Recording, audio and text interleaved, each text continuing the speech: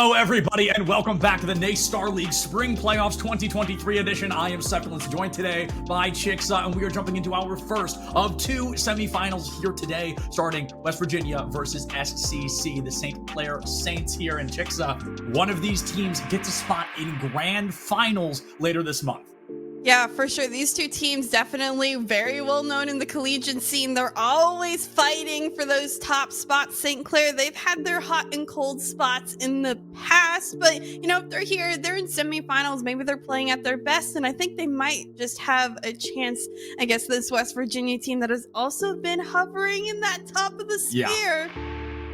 Yeah, hovering indeed. And we're starting with this team today, but we've got a whole slew of games across several titles here for you guys today. We're just kicking things off with Rocket League. So we've got West Virginia versus St. Clair. After that, Northwood versus Boise. Two more just absolute top echelon teams, and then followed by Smash Ultimates, which Chicksa and I will not be commentating, but that is Northwood and Wichita State University going head-to-head in that for a chance at the NACE Star League playoffs in Indianapolis in like a week, in like 2 weeks, very, very soon. So these teams are gunning for those spots. Now, Chicksa, I do want to jump back to something you kind of referenced a moment ago, is West Virginia kind of surviving on the top of that bubble, right? And I think we are seeing a lot of that because they got here in a Game 7 win yesterday. They lost the first one, won 3 in a row, and then almost got completely reverse swept. So this team, not the cleanest journey to make it this far.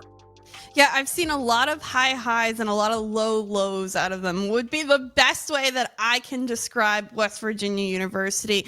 They keep staying so close, but at the end of the day, they just sometimes can't make it. Maybe they make it here, but why don't we dig a little deeper into who's on both of these teams? Since, like I said, they're a little bit memorable. West Virginia University, Angel, Deck, and Rot. All three of them. Angel in particular, the eyes to keep out on the offensive side of the field. St. Clair, Spoods, Christian, and Ramen. Spoods in particular has been there the longest. I'm looking at him to be the captain on that St. Clair team.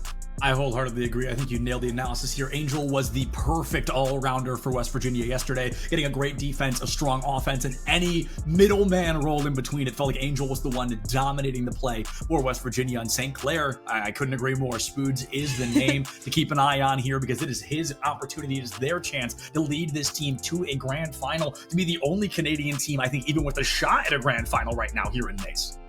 Yeah, definitely. St. Clair has always been that Canadian powerhouse in that sense of normally being the top dog when it comes to competing in that Canadian sphere that we always hope grows a little bit more. Well, at least some people hope grows a little bit more. And I have a special love for both these teams at different times. St. Clair has been around when I started my collegiate casting spree. Nice to see Spoods. Mama Spoods always in my Twitter too. So shout out to the parents that always are supporting them. That is just such a big deal in the collegiate scene. But we're here, game 1 of this best of 7, and let's see who wants to start it off good. We saw a moment from St. Clair early on with a ball control. Christine had an opportunity for a free goal, but it fell to the side. The boost wasn't there, and now they're fighting back for this ball control when West Virginia found themselves in a bit of an idled spot. Still able to turn things around, keeping it at that 0-0. However, St. Clair clearly the leading team here in terms of momentum. Absolutely. They're holding that midfield line so well, able to keep this ball in the half temporarily. Still so, that's a better challenge than I would have ever expected. Rot's another win, but a bang back on the West Virginia half. They're having such a difficult time getting this out, but the defense is standing tall for now, and that's what we normally see out of West Virginia. Hard to break, and they can eventually transition out towards that opposing end. And one of those West Virginia curses that we've seen, and we saw it happen yesterday as well, is they have not been able to win a game 1 in quite a while. I don't know if it's the additional call for warm-up or just to shake the rust off a little bit, but their game 1s have never been particularly dominant. I think West Virginia disrupting that curse in a moment like this and finding a game 1 victory could really tell and impress of what they're bringing to the table here in this semifinal. Winning game 1 would be a history rewrite for them, and it could show the dominance they're attempting to bring to the table. However, St. Clair, 90 seconds in, making this team sweat.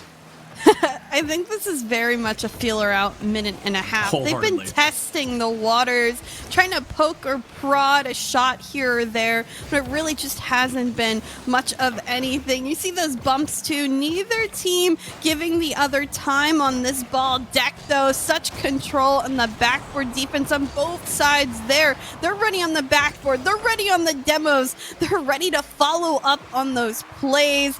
It's been a very quiet first 2 minutes, and that means something is certainly looming. This shot here saved away by Deck and taken back towards midfield. The calm before the storm here has been drawn out for nearly 2.5 full minutes. Half the game has come and gone, and this is very reminiscent of West Virginia's play style yesterday, where they won, and I think they had a 4.5 minute overtime and then a 6 minute overtime, and they won both of those games. So they were definitely going for a slow burn play style, something I feel I don't traditionally associate with West Virginia. They're very much a forward-facing, forceful team, but this past weekend, they're trying to make some changes, some adaptations, and it hasn't been working as clean as maybe they wanted, but it's been working. You've made it to a semifinal. This is where you really turn those boosters on. Yeah, I don't like those slow burns. That's just one mistake waiting to happen. Pass here between Ramen and Spoods, and it just doesn't go on target. Christian doing work as well in that corner, but a huge clear upfield. The outlet pass to Angel beats past one. He has Rots in midfield, but that pass needs to be a little bit more on the mark to get a better shot out of it. St. Clair holding, West Virginia holding, both teams in midfield brawling. A 50 here saved away, and it's back to West Virginia looking for a play in front of net, but still yet saved away. So close, but close is unfortunately never gonna cut it. We've got 90 seconds left. A great waterfall from Deck, and the follow-up from teammates unfortunately was not there. Great disruption from St. Clair to make sure that West Virginia doesn't get those freebie goals, and now Angel has to fly up, get those wings wide open to make sure there's no freebie goals for St. Clair either. 80 seconds and counting now, Chick. So we are down beneath double digits, and Christian finally breaks this drought. Nearly 4 minutes of silent gameplay, but St. Clair with that first point on the board.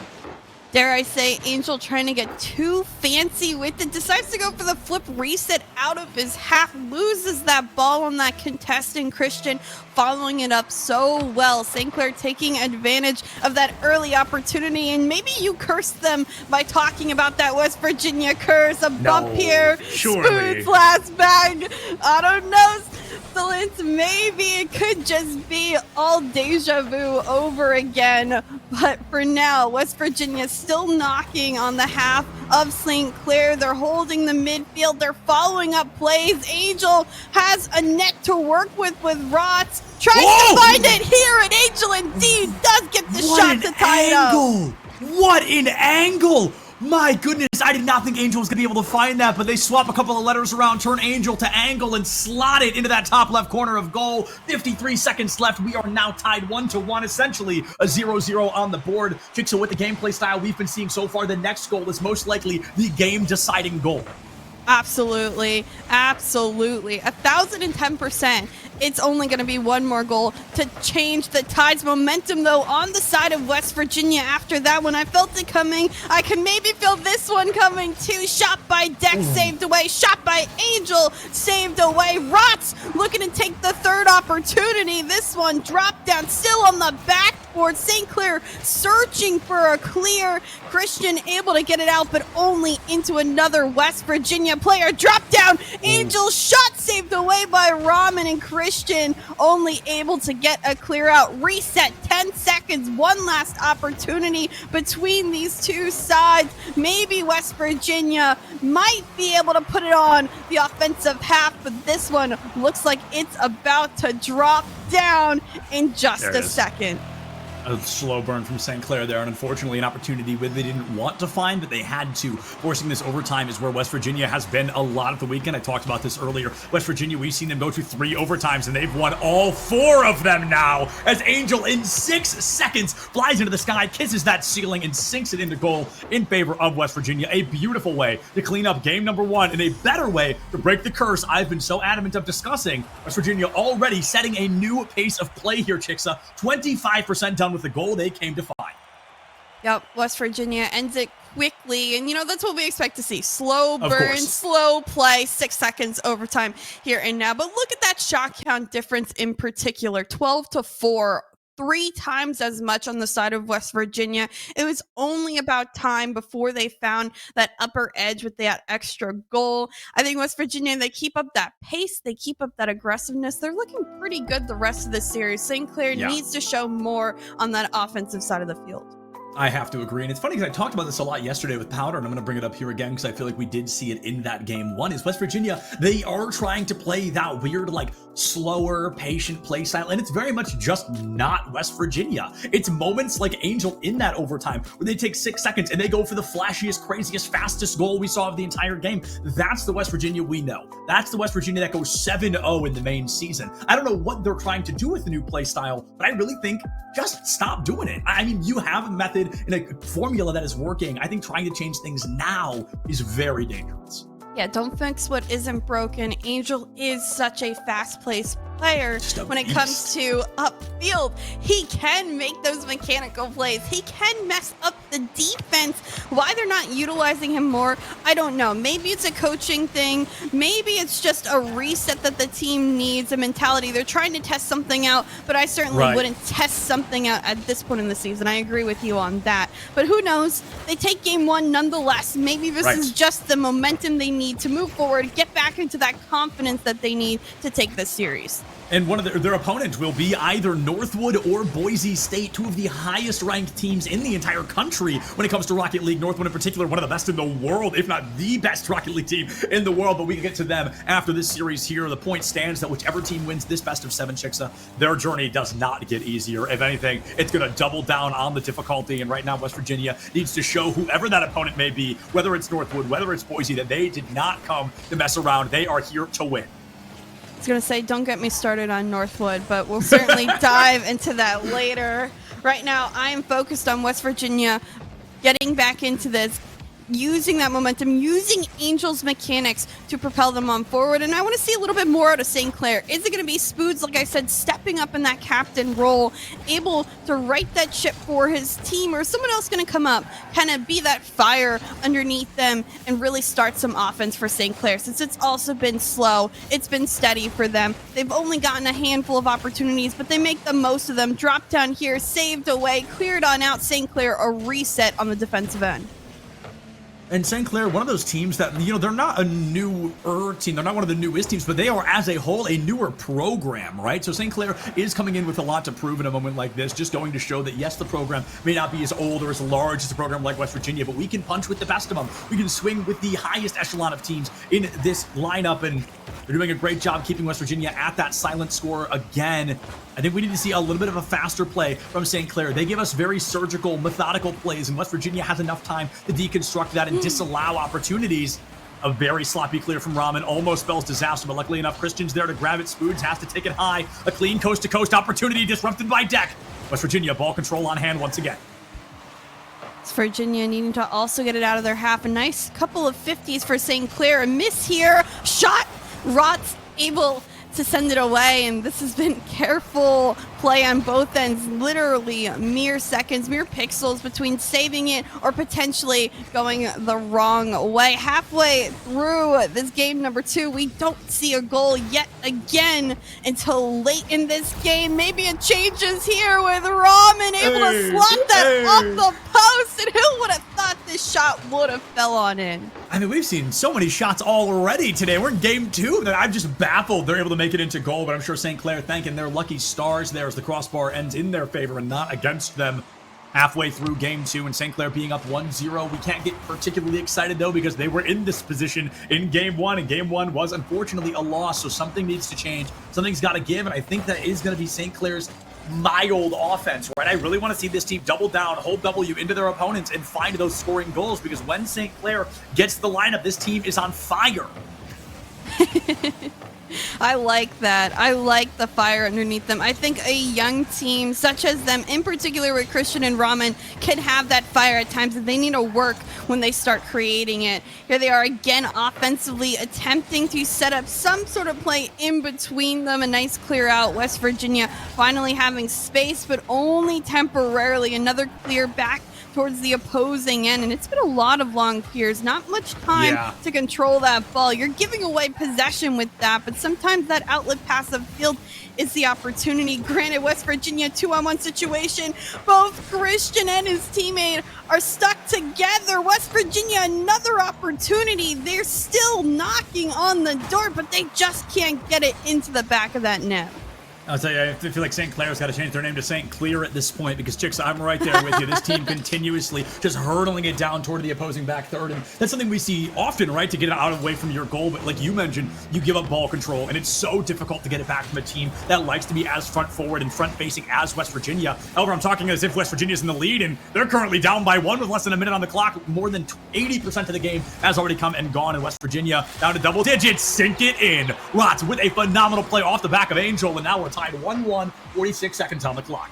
You daunted them with the task of scoring after praising them, and they do just that. Rots really slinging that one in. West Virginia only needed a little bit more time to finally get that shot going. I wouldn't be surprised, like I said, if they're double the amount of shots right now against St. Clair, but it's just not been the quality that we need to see out of them to always punch it on in. Rots, that's not a great jump. Just those little things. They need to be more focused in, maybe a little rushed when it comes to things as well. But at this point, saves like that really give me that heart attack. West Virginia looking to go coast to coast. St. Clair holding on. West Virginia still putting on pressure. 15 seconds there. We see another overtime in game 2.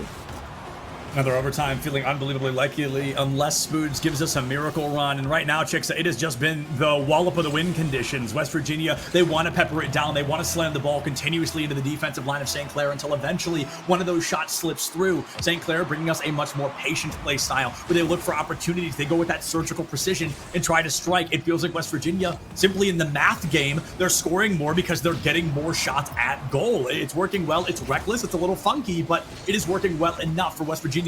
Keep this team neck and neck. Sneaking away with another overtime win would keep their overtime win rate at 100% this weekend so far. That is a daunting statistic to win every single overtime. This one, the follow-up for Angel. Good.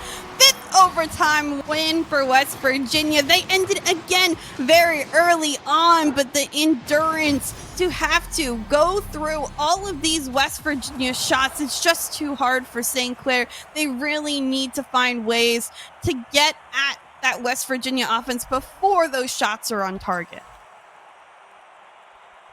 Getting at West Virginia before those shots are on target is absolutely the name of the game. And with, what is that, 6 shots on goal versus actually 5 from St. Clair. So I'm definitely surprised we're seeing as many from St. Clair, a notable increase from the previous game. And they're definitely punching blow for blow with West Virginia a little more consistently. Unfortunately, the overtime is where this team they're not just showing up, they're showing off when it comes to those overtimes. Angel continuously being that leading player. We talked about that right at the beginning. One of the first points we hit was keep an eye on Angel, and so far Angel has been the gift from the Rocket League gods for West Virginia today. Yeah, granted, I don't like the stat that he's 4 out of the 5 saves just because I know how influential he is upfield. He's being forced to be on his defensive end for way too majority of the game, and that's why you're not seeing a ton more Angel goals upfield. We know he most certainly can score. He tends to a lot, but he's forced again to be on that goal line for way too more than I would like. I think this West Virginia team would be that much better if he can be upfield longer. But St. Clair, honestly, you have to give them the credit that they're forcing Angel to be back, that he needs to be cautious. That means they're fighting fire with fire in that sense, since Angel is going to be the fire on that West Virginia team. Yeah, I mean, fighting fire with fire. Angel wax wings too close to that flame, going to be burning and fall out of the sky, but West Virginia barely able to hang on in this moment. And St. Clair trying to show us that they don't need our help, but something we all could need is better help. Your mental health matters, so Naystar League partnered with BetterHelp to make it easy to start your therapy journey through live sessions via phone, video, or live chat at your convenience. Click on the Twitch panel below to get 1 month free. Big shout out to BetterHelp and a big shout out to Rots for giving us a goal notably earlier than both games 1 and 2. Crazy. 35 seconds down, and already West Virginia, I think, has maybe figured out how to be a little bit more successful offensively on the field. Granted, they still need to defend. Here comes a shot up off the backboard deck, a little bit of a doink, able to get it out towards midfield, give that space, but Spoods more than ever is doing his best to right the ship for his team. You're seeing him occupy those walls, those backboards, just extending touches. Really, it is quite phenomenal to watch him play. But when you give space for West Virginia to set up plays like this, all you could do is deflect away as quickly as possible. Rots bar down and on West Virginia. Bang, bang, 2 early goals, both coming from Rots. Rots looking hot here in game number 3, fully warmed up as an individual player, and it's that moment in which we've highlighted Angel so much because Angel has been such an incredible all-rounder for the program, but Rots now is getting the opportunity to be that striker, to be the Angel of West Virginia's roster today, and as Angel gets an evolution onto Christian, it gives West Virginia that ball control. Rots down to deck in, possible double tap off to the side, but it's disrupted by Christian in the air. Angel gets demoed, and now St. Clair has the numbers advantage they've been looking for. However, in only 90 seconds gone, you're already down by 2. Jigsaw, I think we need to see an incredible offense from St. Clair. It's got to be demo after demo here. Yeah, I think you're absolutely right. They need to disrupt this West Virginia team because it seems to just be constant offensive pressure and continue high-flying offense. Let's keep in mind how many times we see West Virginia go to the air so confidently at that as well. They are just comfortable occupying the ground. They are everywhere on the field, and Christian barely saving a touch from his teammate. Keep in mind, you could tell there's some panic, some frustration there on the St. Clair side. They need to right that mental right now because about to be on match point, if they're not able to right this game, is a very difficult situation to be in. Yeah, wholeheartedly, and I think we can't hear the comms of St. Clair, right? But I fully agree. We're seeing a little bit of panic, a little bit of a lack of communication as all 3 players are going through these individual moments. One of the things I talk about the most in this game is playing good as a team and playing as a great team are 2 very different things. And unfortunately, it feels like St. Clair has 3 individual players instead of kind of that one squadron of 3. West Virginia, on the other hand, they're giving us a masterclass of how to make a trio work in a 3v3 matchup. Yes, Spoods and Christian double committing to try to block that shot coming on through. Someone needs to stay low, or dare I say off the backboard, and someone else can go high.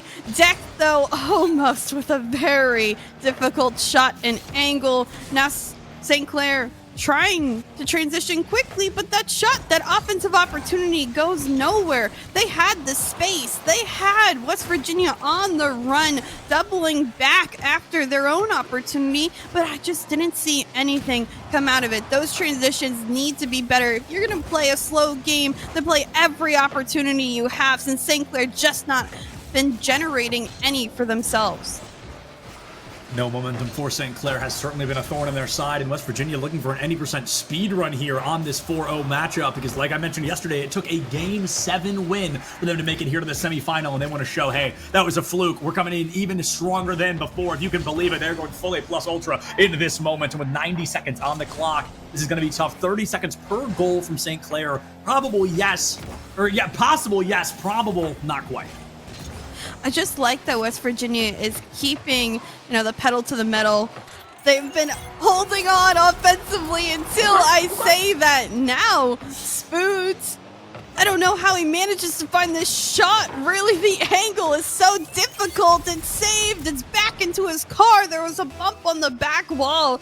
It's so much chaos on the West Virginia goal line. It works out in St. Clair's favor. Now, 2 goals in, 40 seconds apiece doesn't seem as daunting. So right. 30 seconds, A 3-1 deficit, notably more comfortable than a 3-0 deficit, right? You've got 70 seconds left, 35 seconds per goal for St. Clair. Not going to be easy, but if they can keep up the pressure they have against West Virginia right now, it should be possible. Unfortunately, ball control stolen away from them. A sloppy hit toward no man's land. It's a wide open goal, and Deck barely able to make it in the way in time. Almost a 3-2 game, but West Virginia, they want to try to win this one with no overtime. They want to win this one as dominantly as they can. Is it bad that I wanted the redemption arc? I wanted that shot to go in. I wanted to see it. I won't lie. Make it better. It was such a good shot. And Deck, though, an even better save. Christian, though, still pushing for St. Clair. They're having the most offensive pressure we've seen. Drop down pass to Ramen. It's on shot, on good. Everything for St. Clair has been working. This is the best Rocket League we have seen out of them in this last minute. Without a doubt. Where was it the last 12 minutes that we've seen? seen of them. Where was the St. Clair team? This is the potential they have. I wish they'd play at it a little bit more often. Absolutely. I mean, you don't make it to a semifinal on accident. You don't go undefeated in the main season on accident, but they came in. Perhaps there's a little bit too much respect for West Virginia, and they're starting to realize this armor has some cracks in it. How can we exploit them? Barely able to block out that fourth goal from West Virginia, and can St. Clair tie things up 3-3 and force yet another overtime? They're taking it fast down center field. Angel is going to be there for the disruption. Only 35 boost. Has to grab it into the far corner. 5 seconds ticking down, and unfortunately, Chicks, it's going to be close, but I don't think it's going to be close enough. Close only counts in horseshoes and hand grenades, and neither involved in a game like Rocket League. West Virginia putting themselves on match point. I don't know what to say, because my problem is with that last offensive push, St. Clair actually ends this game with one more shot than West Virginia does. Yeah. They actually end up with back to that more legendary offense. block from Deck, though, right? It's Deck barely what? finding that block separates this game. Like, that's the difference. Is those are milliseconds of difference when Deck just kisses the ball with the front of his car, blocks it out of the way. That could have been 3-3. It's because of those milliseconds. It's because of that one call from Deck with phenomenal timing that West Virginia puts that win down with St. Clair. It hurts, Chicks. At 3 games in a row, you have lost by 1 point. There's been 1 play of differential each and every game so far, and now you only have 1 more chance to answer back here. Every single game from here on out, whether this is the next or the last game, is the last chance for St. Clair until they can win in a complete and total reverse sweep. Reverse sweep. I don't know if St. Clair has that sort of redemption arc in them. I want to see it. I think they have potential, but 4 game wins in a row just seems like so much against a Absolutely. West Virginia team. I mean, Angel, you could tell he's confident. He's going for flip resets right off the bat. He's really trying to mess again with that mental, with that brain. They've been able to hold out for now. If West Virginia starts off hot again, gets that first goal, almost one there, then it may just be, oh no, for St. Clair. This shot off target. Ramen ends up with that demo off, gets the transition, gets the goal from Spoods. St. Clair starting off hot in this game 4. Spoods, the dudes St. Clair needed to find that opening goal, and what a clean catch as well. Poor Rots could not get out of the way in time, and now 40 seconds gone. St. Clair up by 1, getting game 1 flashbacks here. The only time this series they have been up by a single point, and now can they rewrite history, Chicks? Can they put West Virginia down a peg? Now, I can see them taking a game here, but again, I'm concerned for the long run, for this best Absolutely. of 7. The endurance, the consistency needed to win 4 straight just seems so daunting. Granted, let's focus here. Let's focus now. West Virginia has been down before. They've been able to get back before, but can they get back too? Ramen here, a doink, an on-target shot. St. Clair 2 bang bang early. They have the momentum in their favor right now. They just need to ride this roller coaster for this game 4. Clean as a whistle from St. Clair. Like you mentioned, game 4, even putting a single win down on the board could be pivotal for the rest of this series in terms of momentum alone, but we have officially entered a marathon territory. We're not running a sprint any longer. The game 5 comes around the horizon. Game 6 and 7 are always just around that next corner. Already a minute and a half gone. West Virginia has a lineup. Christine has the block. It's a slow fall. Bounced away, though. West Virginia can't find the angle, and ball control for St. Clair once again. St. Clair, Ramen in particular, with Christian have been doing work, Spoods, trying to manage them as best as possible, and I think that's the way to go. Being, again, that veteran on the St. Clair half, he needs to do his best to help out his team instead of essentially be the MVP at times. Enable Ramen and Christian make plays, enable them to be more comfortable on the field. That's that team aspect that we were saying earlier. It's way better and way easier for St. Clair if they can continue working together as they have. Rotsville and West Virginia have been able to keep St. Clair on their half just until now. Finally, a little bit of a breakaway, only temporarily. West Virginia back on that gas, back trying to put those shots on going, and Angel only can be saved away, and it's a reset for St. Clair. Half the game has come and gone. Will the Sepulence patent pending second half buff kick in for West Virginia in a moment where they truly needed to win in a 4-0 fashion, as their opponent most likely is going to meet them in grand finals? But right now, St. Clair fighting for that 5th chance. West Virginia, we've talked about this in the entire series. This is a fast-paced team. This is a forward-facing momentum-style team. And right now, they're not able to play any style of game that they want. They've been forced to be reactive against the proactive nature of St. Clair. And Deck goes for one, Angel another, and Ramen boxes them both out of goal. 2 minutes remaining, 120 seconds, 1 goal per minute right now for West Virginia. So they've got to turn something around because it has been a silent game from them so far. Nobody really able to have that success of field. Where's the demo? Where's some sort of disruption on the St. Clair defense? They've looked comfortable this game, especially once they ended with their lead. A great interrupt by Ramen, able to send this one upfield. Angel, a 50. Rot's trying to be Christian here. The 50 goes in favor of just midfield. Angel, the touch. This one, I think he wanted center. Still not turning to center field, and St. Clair can just clear this one out towards the 50. All that work by West Virginia for nothing because they still didn't manage a shot after all that time. It hurts to have all that time on your side and unfortunately not be able to find even a fraction of a goal, even a sign of a goal. 60 seconds here on the clock, and Angel going for a coast-to-coast play. This is where we love to see Angel, the name always living up to it. Find them in the sky. Spoods gets demolished, and now Rods tries to take it in off the corner. An awkward pinch separates the ball. 0 boost in center, but it's going to be centered up to Deck, who bounces off the ceiling. Angel doesn't find the lineup, and the tertiary attempt is also silent. West Virginia, I don't want to say looking bad in this game, but definitely feeling a little discombobulated here in Game 4. I like to use the word sloppy.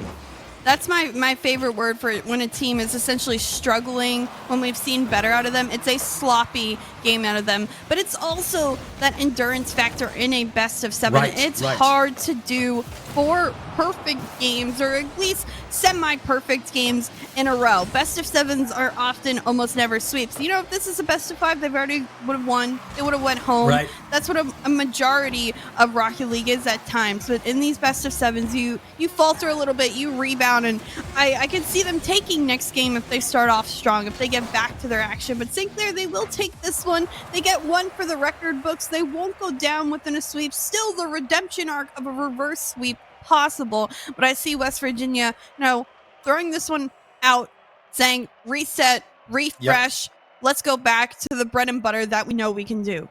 Yeah, absolutely. And it's funny, I'd say, folks, get your brooms, know where your brooms are, but don't feel the need to grab them yet, right? Just kind of keep it in the back of your mind that St. Clair does have the player potential to make something like this happen. But, Chicks, I think you bring up a really interesting point that it's funny, in a best of 5, West Virginia's done already. You're like, okay, best of 7's only 1 more game. It's crazy how different those extra 5 minutes can be for a series. Because of those 5 more minutes, St. Clair is able to win game number 4. It opens up a 5th game. And if St. Clair can keep this lion's share of momentum going into the rest of the series, at least a game 6, I think, is incredibly likely. West Virginia is no stranger to game 7. They were in one yesterday, and being in one today, I think, would be a pretty rude awakening to this team. Something's got to give because we're running out of booster.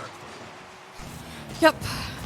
I think all those points are absolutely correct. And then there's that giant that awaits ahead of them, Northwood Boise. That's always in the back of my mind. Does not get easier. I'm sure it's also in the back of their head, but that's again to my point where you need to focus on the here and now. This is your series. Let's take it in stride. Let's take it home. West Virginia still just needs that 1 game to take the series, and they have 3 more opportunities to do so, but let's hope they don't use all 3 of theirs up if they want to come out feeling stronger, feeling more confident. St. Clair, though, looking pretty confident here. A nice passing play to transition upfield. This one given to Christian. Deck the save. Angel poking it away, and all that St. Clair effort for naught because they get denied on the goal line.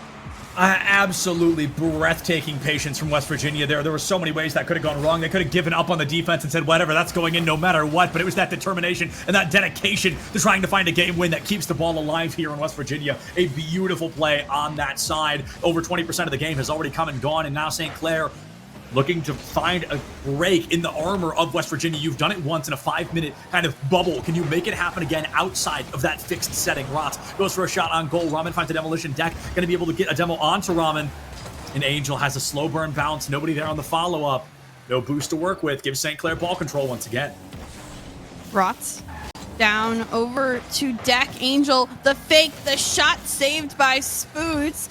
He ends up just faking it out. Christian, a really good jump.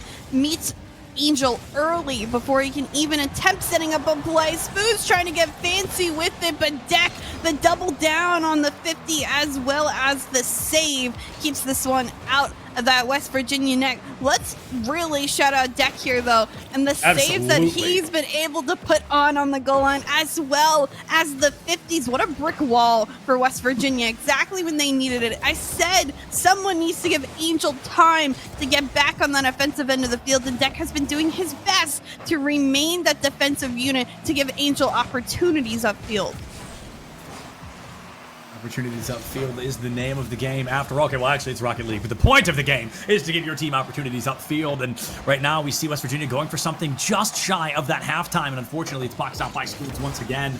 This team has been so darn tootin' close, and they've just fallen short every single time. You know, you've lost an inch, and it costs you a mile. It costs you a game into this first of 4 series. The lineup from Christian disrupted by Rotz. A sloppy hit into a no man's land, and Christian has the lineup once again in off the corner. Rotz takes it up, tries to clear things down, but you got to be careful when the ball is this slow around your goal. That is an easy spike for your opponents. Ramen, though, this one a little bit too hard. Nobody waiting for him. Gets the demo on Angel, so St. Clair able to at least clear it out, where Angel only respawns to send it upfield to Rotz off the corner. Derry gets back to it, but no, instead it is a clear away. This is similar to what we saw in games 1, 2, and 3. A slow burn game, still not a single goal to be scored. Someone is waiting on the single golden goal they need. Deck, another phenomenal save on that shot. Now Spoods a save on the other end. When does it end? A minute and a half still, and 0 goals left on the field. Someone needs one. You can only win by scoring a goal, and we may only see one in this very pivotal game number 5. Oh, yes, okay, here we go. It took 4 minutes, but finally West Virginia is going to be able to break the curse. I just felt every emotion in about 6 seconds there, but they make it happen, and West Virginia puts that first point on the board. 68 seconds remaining for St. Clair. That is more than enough time to answer. That is over 20% of the game left to be played, and it's going to be tough, but it's absolutely possible. Can you take West Virginia to another overtime? Unfortunately, West Virginia has a 100% win rate in overtime so far, but it's a first time for everything, right? You might be able to break that curse and take this team at least to a game 6. Potentially, certainly possible. But St. Clair looking rather quiet after their dominant game win. They're on the offensive side. Rotz, though, demoing Christian, and instead it'll be upfield for West Virginia. They just need to burn 40 seconds of time, and I know that's all they're thinking about. They don't want to take any unneeded risks at this point of the series. They just need to hold on. They just need to keep this ball out of the possession of St. Clair. A clear upfield, though. There comes the ball back into the West Virginia half. Back off the corner. Spoods looking for that pass. There is one there for Ramen, but it's saved up the bar and down. Oh, no. Oh, Chicksa, that's devastating. St. Clair, they have 6 seconds left, and that goal was so close, but close is only going to count in hand horse and shoe grenades, and unfortunately, this is Rocket League, and there's no horses here. Unfortunately, there's just one leading horse in this race, and their name is West Virginia University, securing their spot in the NASTAR League's 2023 Spring Grand Finals. This series, I mean, Chicksa, I think you can agree, a 4-1 will never tell how close this series was. Almost every, if not every single game separated by 1 and only 1 point. But unfortunately, St. Clair just cannot jump that upper echelon in West Virginia, our first guaranteed team in Grand Finals this spring. I was so disappointed in St. Clair in that last game. They had just gotten a victory. They had all the momentum, and they started off kind of stale. Where was that fire? Where was the excitement of winning a series game? It just felt like the rest of that series, that reverse sweep, maybe seemed too daunting of a task for them, and they didn't have that sort of expectation out on the field that I did of them. Nonetheless, they did play a very close game. West Virginia, a very admirable opponent. We've said it time and time again. Yeah, yes. Someone in the collegiate scene that's been here for quite some time. Again, St. Clair, so much potential in that roster. They can only get better from here on out. Yeah, and you know, things might not have been exciting for St. Clair, unfortunately, but we're always happy to have them along for the ride. It's great to see them joining the A-Star League, and truly, not just saying this because you lost, I do mean this, getting better every time I see them, and it's very exciting, and it's very nice to see that. But what else is exciting?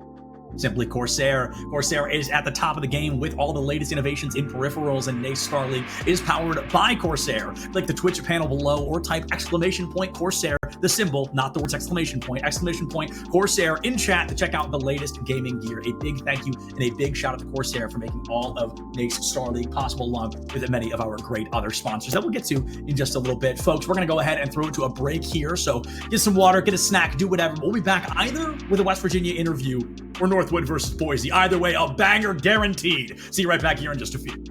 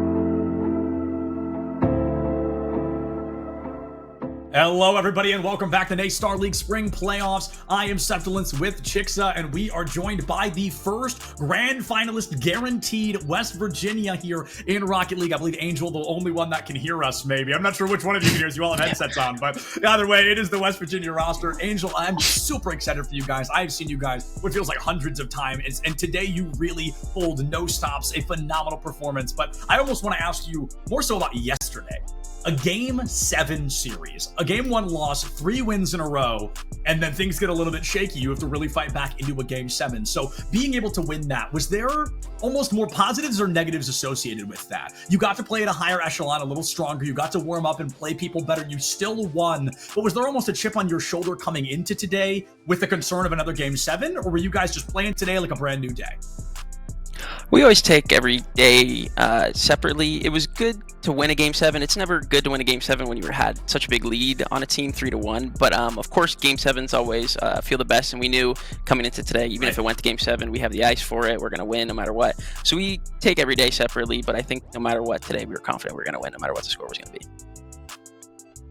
Well, talking about today in particular, St. Clair in the scene, one of those collegiate teams that's always kind of there. Did you have a game plan for this team? Did you have some sort of strategy, or did you stick to your kind of bread and butter that you always have for the team? Is there a different style team to team that you decide to use against them? With St. Clair, I think it's more for us about confidence. That was just our main thing going into it, is we just wanted to play confident. I think yesterday against Bruton Parker, our confidence was a little bit shaken after we lost a game or two, and then we started playing a little bit worse. So the game plan today was mainly just play confident. We know we can beat this team if we are playing our best and we're playing confident. So we just went into the game doing that, and we came out with the win from it. I'm going to go, again, notably to you. I'm used to seeing you high-flying, mechanical action, upfield. One of those games today you had, I believe, 4 or 5 saves. You were stuck on your half for a lot of it. Was there a lot of frustration? Did you have to really rebound? We saw Deck end up being a little bit more of a defensive force to give you space upfield. Did you have that adaptation mid-game, or how did you work your mind through it, normally being that goal scorer for your squad?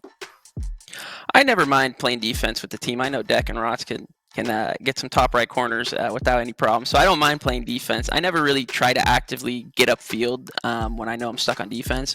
I try to more open up space for them if we're stuck on defense. If we're just happen to be on offense over a lot of the game, I do like being up there. So always like being up on offense no matter what happens.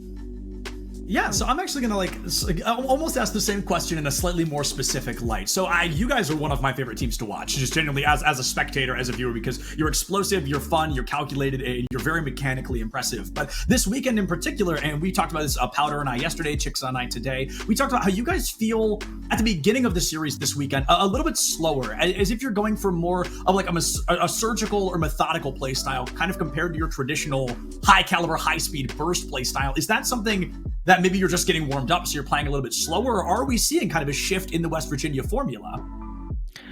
That's a good question.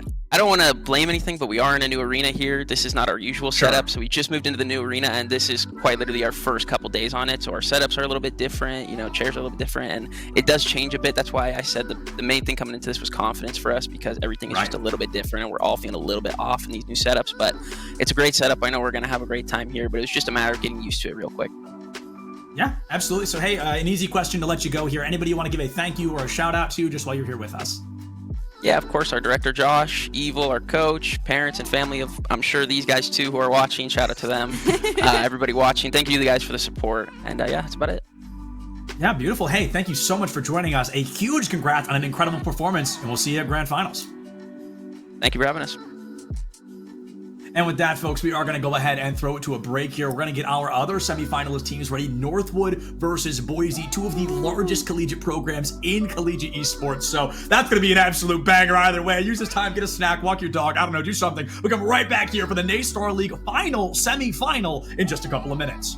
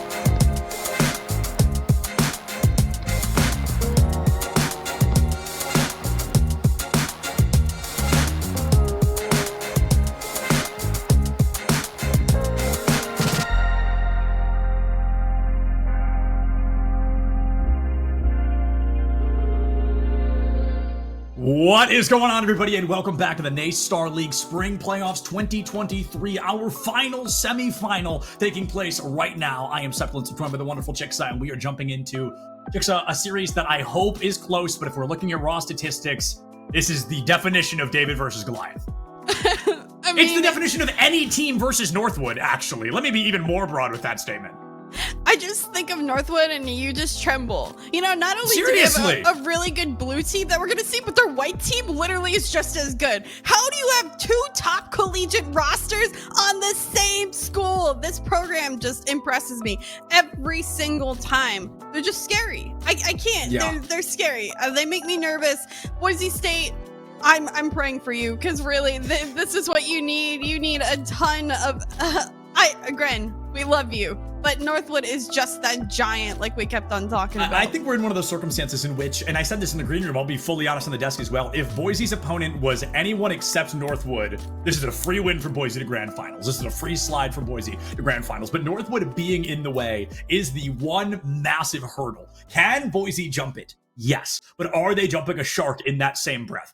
Absolutely. I mean, Boise is a phenomenal program, but Northwood is the best in the world. And let's see who makes up a roster with a title like that. Best in the world from Northwood is going to be 7-0 on the board. Looking at three players whose names aren't real. We're going to see them in a second. But Durtho, Gill, and Instinct coming in for Boise State. 5-1, I believe the 5th seed here at NACE. So 5th seed versus, I believe, number 1 seed Chick. So that's already an uphill climb. Yep, absolutely. I mean, I'm looking at Durtho. There they are. I'm looking at Durtho in particular for Boise State. Yes. I mean, his name's at the top, but that doesn't matter. Actually, if you look at the name at the top of Lion Blaze, also very much matters. Lion Blaze Buddy Hockey, they've been playing for how long? So long. And that Lion Blaze name just also makes me scared. But I don't know. What are your thoughts? Do we think anyone else rises to the occasion today than our per usual players on the field? I think if anybody's got a chance to take down Northwood, it's Boise. I think Northwood is bringing in their absolute A roster here. I think it is going to be Lion Blaze Buddy in hockey because they want the win, and Boise is going to make them sweat for it. Durtho, Gill, and Instinct are one of my favorite teams to watch as a spectator, as a viewer, because they have some of the best unspoken team chemistry that I've ever seen in a team. They don't have to calm things out loud, or they still know exactly what is happening around them. It never fails to impress and amaze, but they've got to go beyond amaze. They've got to drop jaws today, Chixa, because Northwood is one of the cleanest teams in the world. I cannot stress that enough. I'm not saying in NACE. I'm not saying in collegiate. I'm saying in the entire world, Northwood goes toe-to-toe with the best of them. I mean, I have to believe with you 1,010%. Like, you are absolutely correct when it comes to Northwood. And they're already starting off with an early goal. Buddy, you know, right off kickoff, able to get it to hockey, able to finish. I mean, how else do we say it? This is going to be a short one. And you can't even blame Boise for that because normally that shouldn't happen. But Northwood had the best passing. They had the opening they needed to find that goal, and they put themselves in a really comfortable spot. Boise trying to answer back early, though, and ball control stolen by Northwood. Lion Blaze takes it up. Gill able to catch it onto a hard defensive foot. I suspect we're going to be seeing a lot of Gill in Boise's back third as he tends to be kind of the unspoken hero, the unspoken goalie, just as we got two great examples of back-to-back there. Everybody, though, still working the back wall for Northwood Lion Blaze. I want a Lion Blaze clip by the end of this. I just hope you know. I expect one out of him. I was going to say, I don't know if we're not going to get one. I mean, it's almost inevitable. I'm really hoping to see it. He gets demoed as well as Buddy, so it's a 3-on-2, 2-on-1 for a short period of time.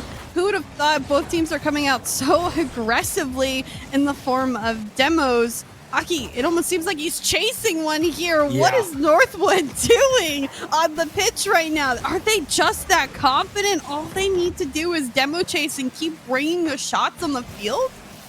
And demo chase is such a scary spot to be in, right? I mean, you respawn just to get taken down. You're stuck in like your nightmare equivalent of a demolition derby, and Boise State trying to fight for ball control. But Northwood, this is so fascinating, Chixa. This is the type of team that it's one of the most mechanically gifted teams in the league, right? There's Lion Blaze giving us a great example. And there's parts of this game right now where they're intentionally not going for goals. They're keeping this a low-scoring affair, and they're trying to disrupt Boise's play because they understand and they recognize winning by 1 point is still winning. I mean, Buddy, to Hockey, to Lion Blaze, every single member in that Boise State goal box, and all of them having a touch to find that goal. The confidence, it speaks volumes. The shots, the aggressiveness, it just shows how good this team really is, and they have not struggled in this first minute and 40 at all. The ball, in fact, I don't think has really been in their half for more than mere seconds. Buddy looking for the double, does not find it, but still nonetheless, it's that threatening energy that they are bringing on the table. Here comes yet another shot. How do they find all of these angles on the field? They're all fighting just to find another shot on the field. Lion Blaze will be last back to this one, and Boise State finally with their first clear for no more than a mere second. This is incredible, the aggression and the power that Northwood has in this current circumstance. I think Boise is finding themselves in a unique predicament back to when, oh my goodness, I'm blanking. Back to when West Virginia was losing their first game, is when you see a team that I will refer to as proactive get forced onto the back foot. They have to play to someone else's momentum. They have to play to someone else's speed. Boise is used to dominating teams and players and just reeking their way through any bracket they're lucky enough to be a part of. But then in a moment like this, for the first time in a while, they don't find themselves being that front-facing team, being that leading momentum grabber, and instead they have to adapt to the momentum Northwood is bringing to the table. It's tough to turn around, but that's why we do best of sevens right now. Boise might lose game one. It's not the end of the world. They can find themselves in an advantageous position if they play their cards correctly. They need to take what they found in game one, actually utilize it, and make changes in game two to find success. I just don't know how you get momentum against Northwood. That is the bigger question. Like this! Let's go, baby! Boise on the board! I feel like we have come to really be difficult on Boise State, that they have to fight for every single opportunity they get. Maybe Northwood a little complacent on that play. We've talked about how upfield they are at times, all three players being in that goal box. Boise State taking advantage of that close rotation, and they're able to find somebody not back to defend on that play quick enough. Boise with one is what we'll state, because they need two more. Here comes a shot. Buddy? Hello? What are you doing? This is it, bro. Boise getting warmed up right now. 108 seconds left on the clock. Boise State looking pretty Boise great, if I do say so myself. 2-3 on the board. 108 seconds remain in a critical moment here to take the first game off Northwood. Taking a game off Northwood is something most teams can't even say they did. Boise, a momentum-style team. Chicks, if they can sneak out this game one, I'm confident we've got a full-blown series on our hands.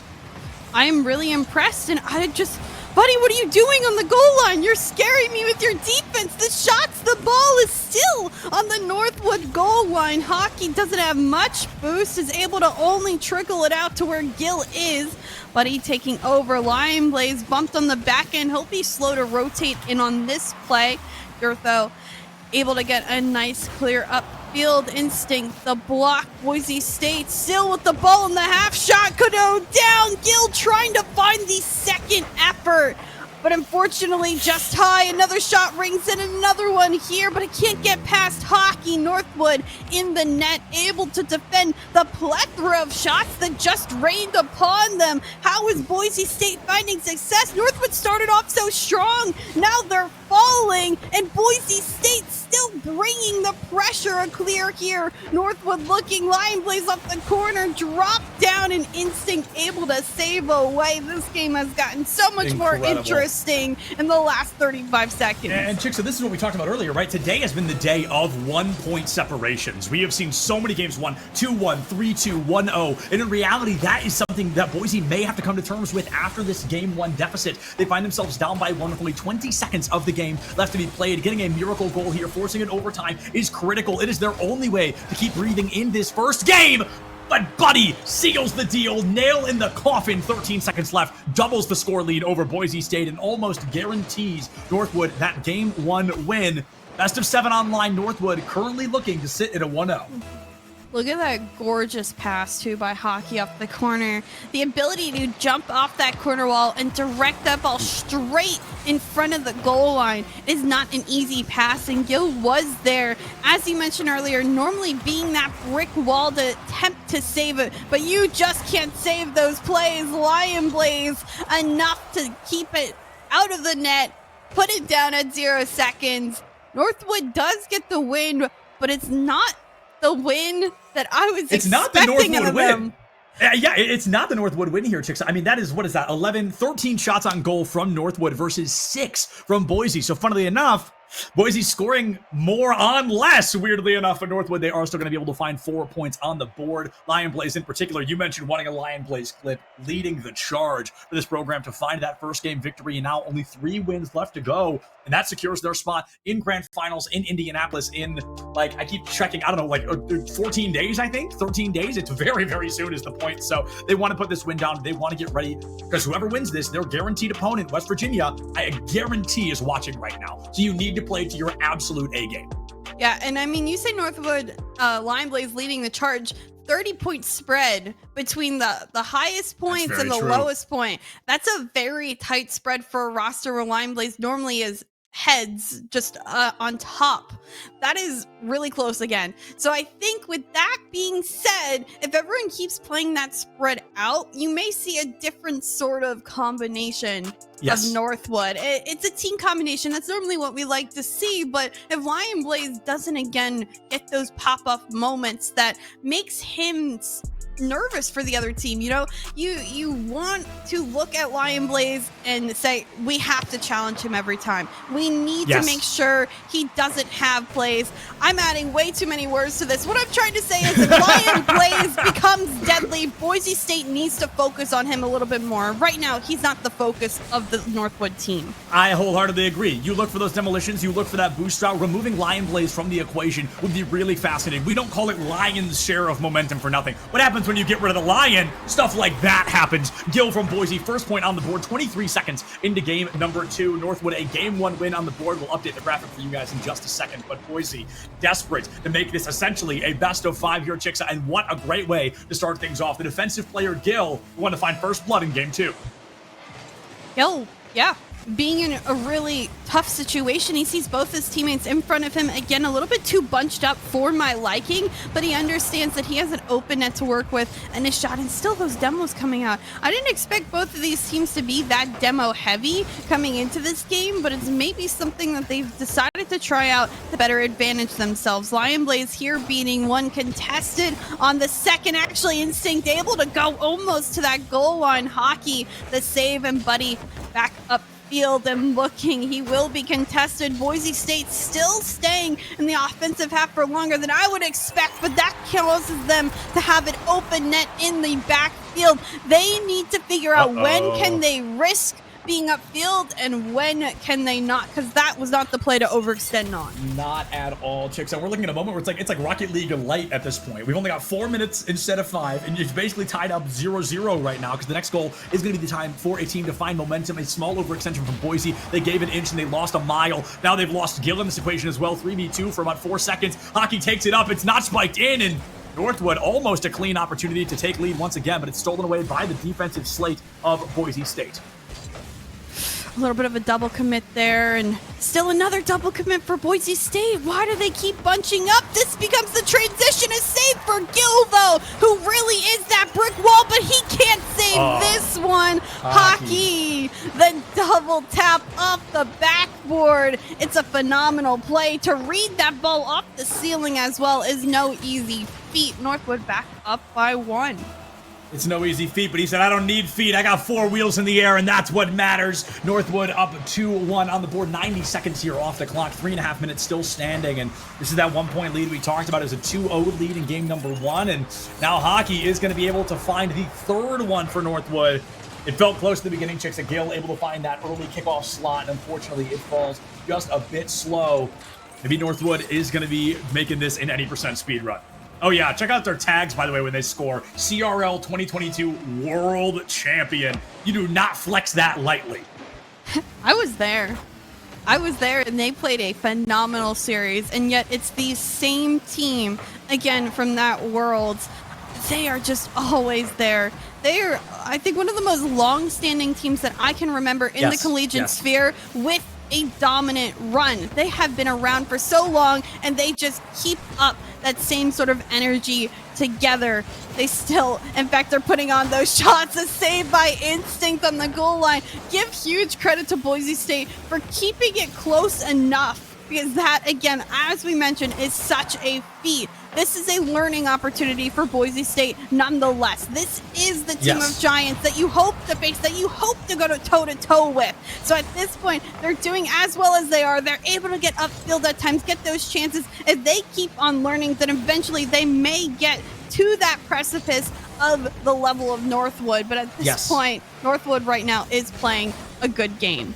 Yeah, Boise, a team very dedicated to their craft. Going into this trial by fire, they know statistically, of course, there's going to be the expectation of an upset, but Boise never one to respect the statistics, right? This is a team that comes in and drops the upsets of upsets. I've seen them devastate in games across the entire board, but unfortunately, the devastators may become the devastated as Northwood puts that 4th point down. We're looking at 1 goal per 30-ish seconds, give or take, for Boise to take an advantage and take a 5-4 win over Northwood. That is a tall ask in a game like this, Chicksa.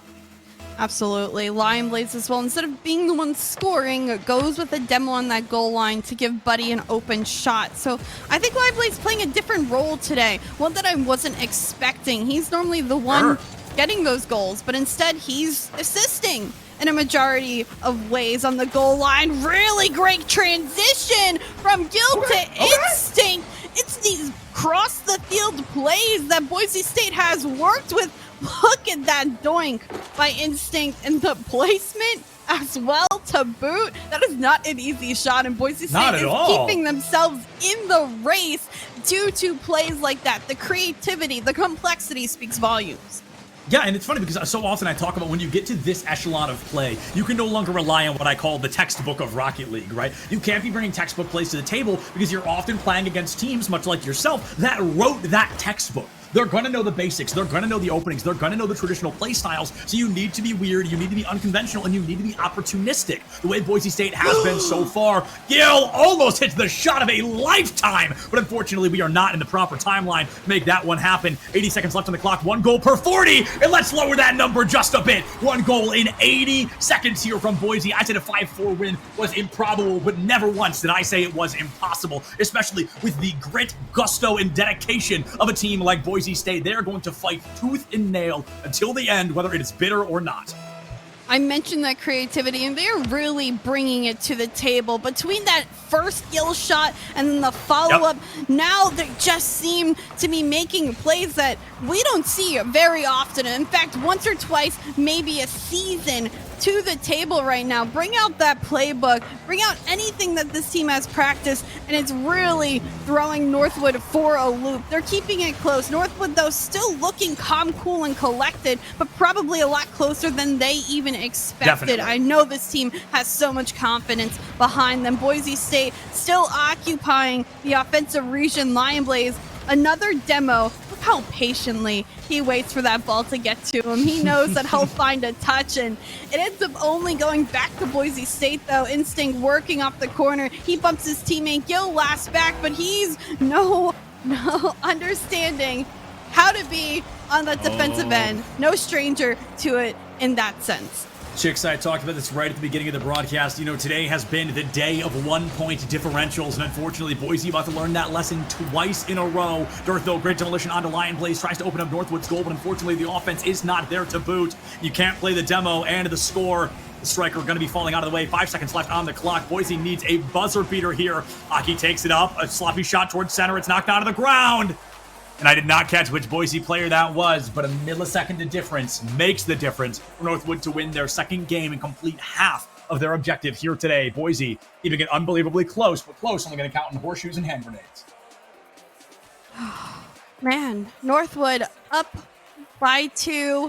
Again, only a single goal victory. 13 shots to 9.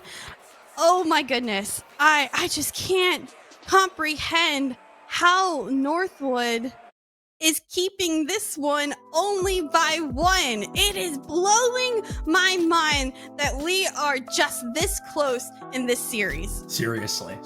It's only a 2-0 right now as well. We're not on match point. We're not on series point. There's a huge opportunity for Boise to come back. But Chicksa, going into game 3, the things I want to see a little bit different from Boise. We need increased physicality. Each goal they have found has come off of a bump or off of a demolition or off of an opportunistic play. That is the level of success they need to be looking for. I feel like they're trying to play default Rocket League. And I kind of referenced in that last game, default is not going to get you a win right now. You've got to rewrite the textbook. You've got to get different. You've got to get weird, because it's the weird plays for Boise that have kept them alive in this series so far.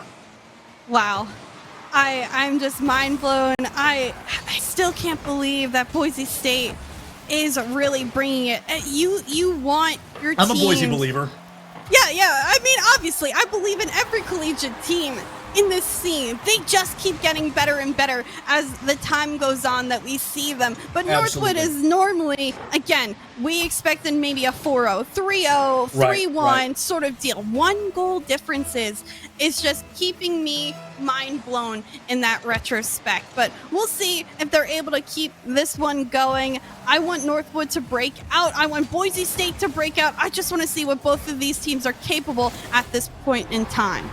Without a doubt, Chicksa. And as Gil ties things up 1-1 here in game 3, I do want to take a moment to pulse out of the game a little bit and talk about Northwood and just how the essence of when we see collegiate kind of continue and grow, the players get better and better and better. And a lot of teams that used to be great, unfortunately, don't climb at the same speed as these teams. Northwood is the exception for me in that essence. As the teams continue to grow and as the game becomes more and more competitive, Northwood continues to stay the best team. They've climbed to the highest of highest heights here, and they continue to grow with the scene. They're not an old guard team that used to be good. They're a team that is still great against even the new wave of collegiate players. They stand strong and they stand victorious.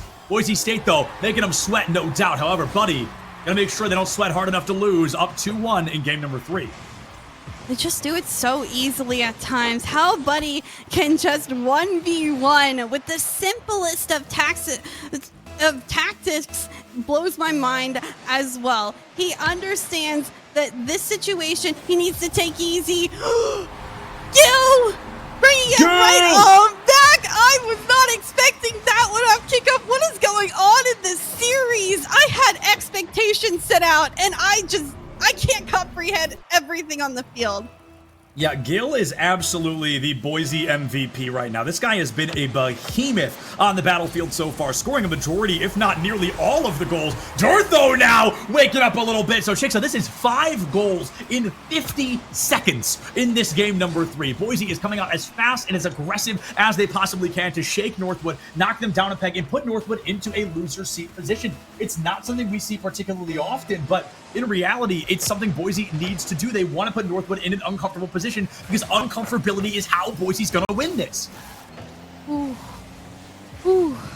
Boise holding a lead. I think this may be their first lead or first lead that I've really felt out of them all series long. Northwood. I think even just statistically, it's the first lead. And they had a 1-0 that was answered in like 6 seconds. So this is the first like real lead. That's what I'm feeling out of them. And it seems like they're coming out with that fire, with that fight right now. Northwood needing to reset. I'm looking again at Lion Blaze, who has, been his normal self, but maybe, I have high expectations for him. I want more out of him in particular. He hasn't shown what we've seen in the past. Instead, it's been Buddy and Hockey who are just working together in this harmony, and they're able to just pass it between each other to finish this one off. Northwood tied up now, 3-23, 3-3. A lot of goals this game, keep in mind, early on. I still can't comprehend everything that's happening. Yeah, I mean, this is just an incredible back and forth. Buddy is that guy. Buddy is that buddy. Buddy is that pal right now for Northwood because he has woken up through and secured this team a constant back and forth against Boise. Without Buddy right now, I think this would be a 3-1 in favor of Boise. So it's critical we keep an eye on Buddy, and perhaps Boise has been able to catch that pattern as well, removing that power player from the equation, just like Dortho did. It's exactly the strike that Boise needs to keep themselves afloat against Northwood. Buddy into Dortho, a sloppy hit into the corner. Nobody's there to catch it except for Northwood. A clear out, I suspect, from Hockey will be met by Boise in the form of Gil. Toss up towards center. Unfortunately, a double defensive commit makes it near impossible to break that goal line. Ooh, Lion Blaze looking upfield. Here comes back the other end. Poor Instinct. This is how I feel. I'm oddly unsure of every play that's going to happen on this field.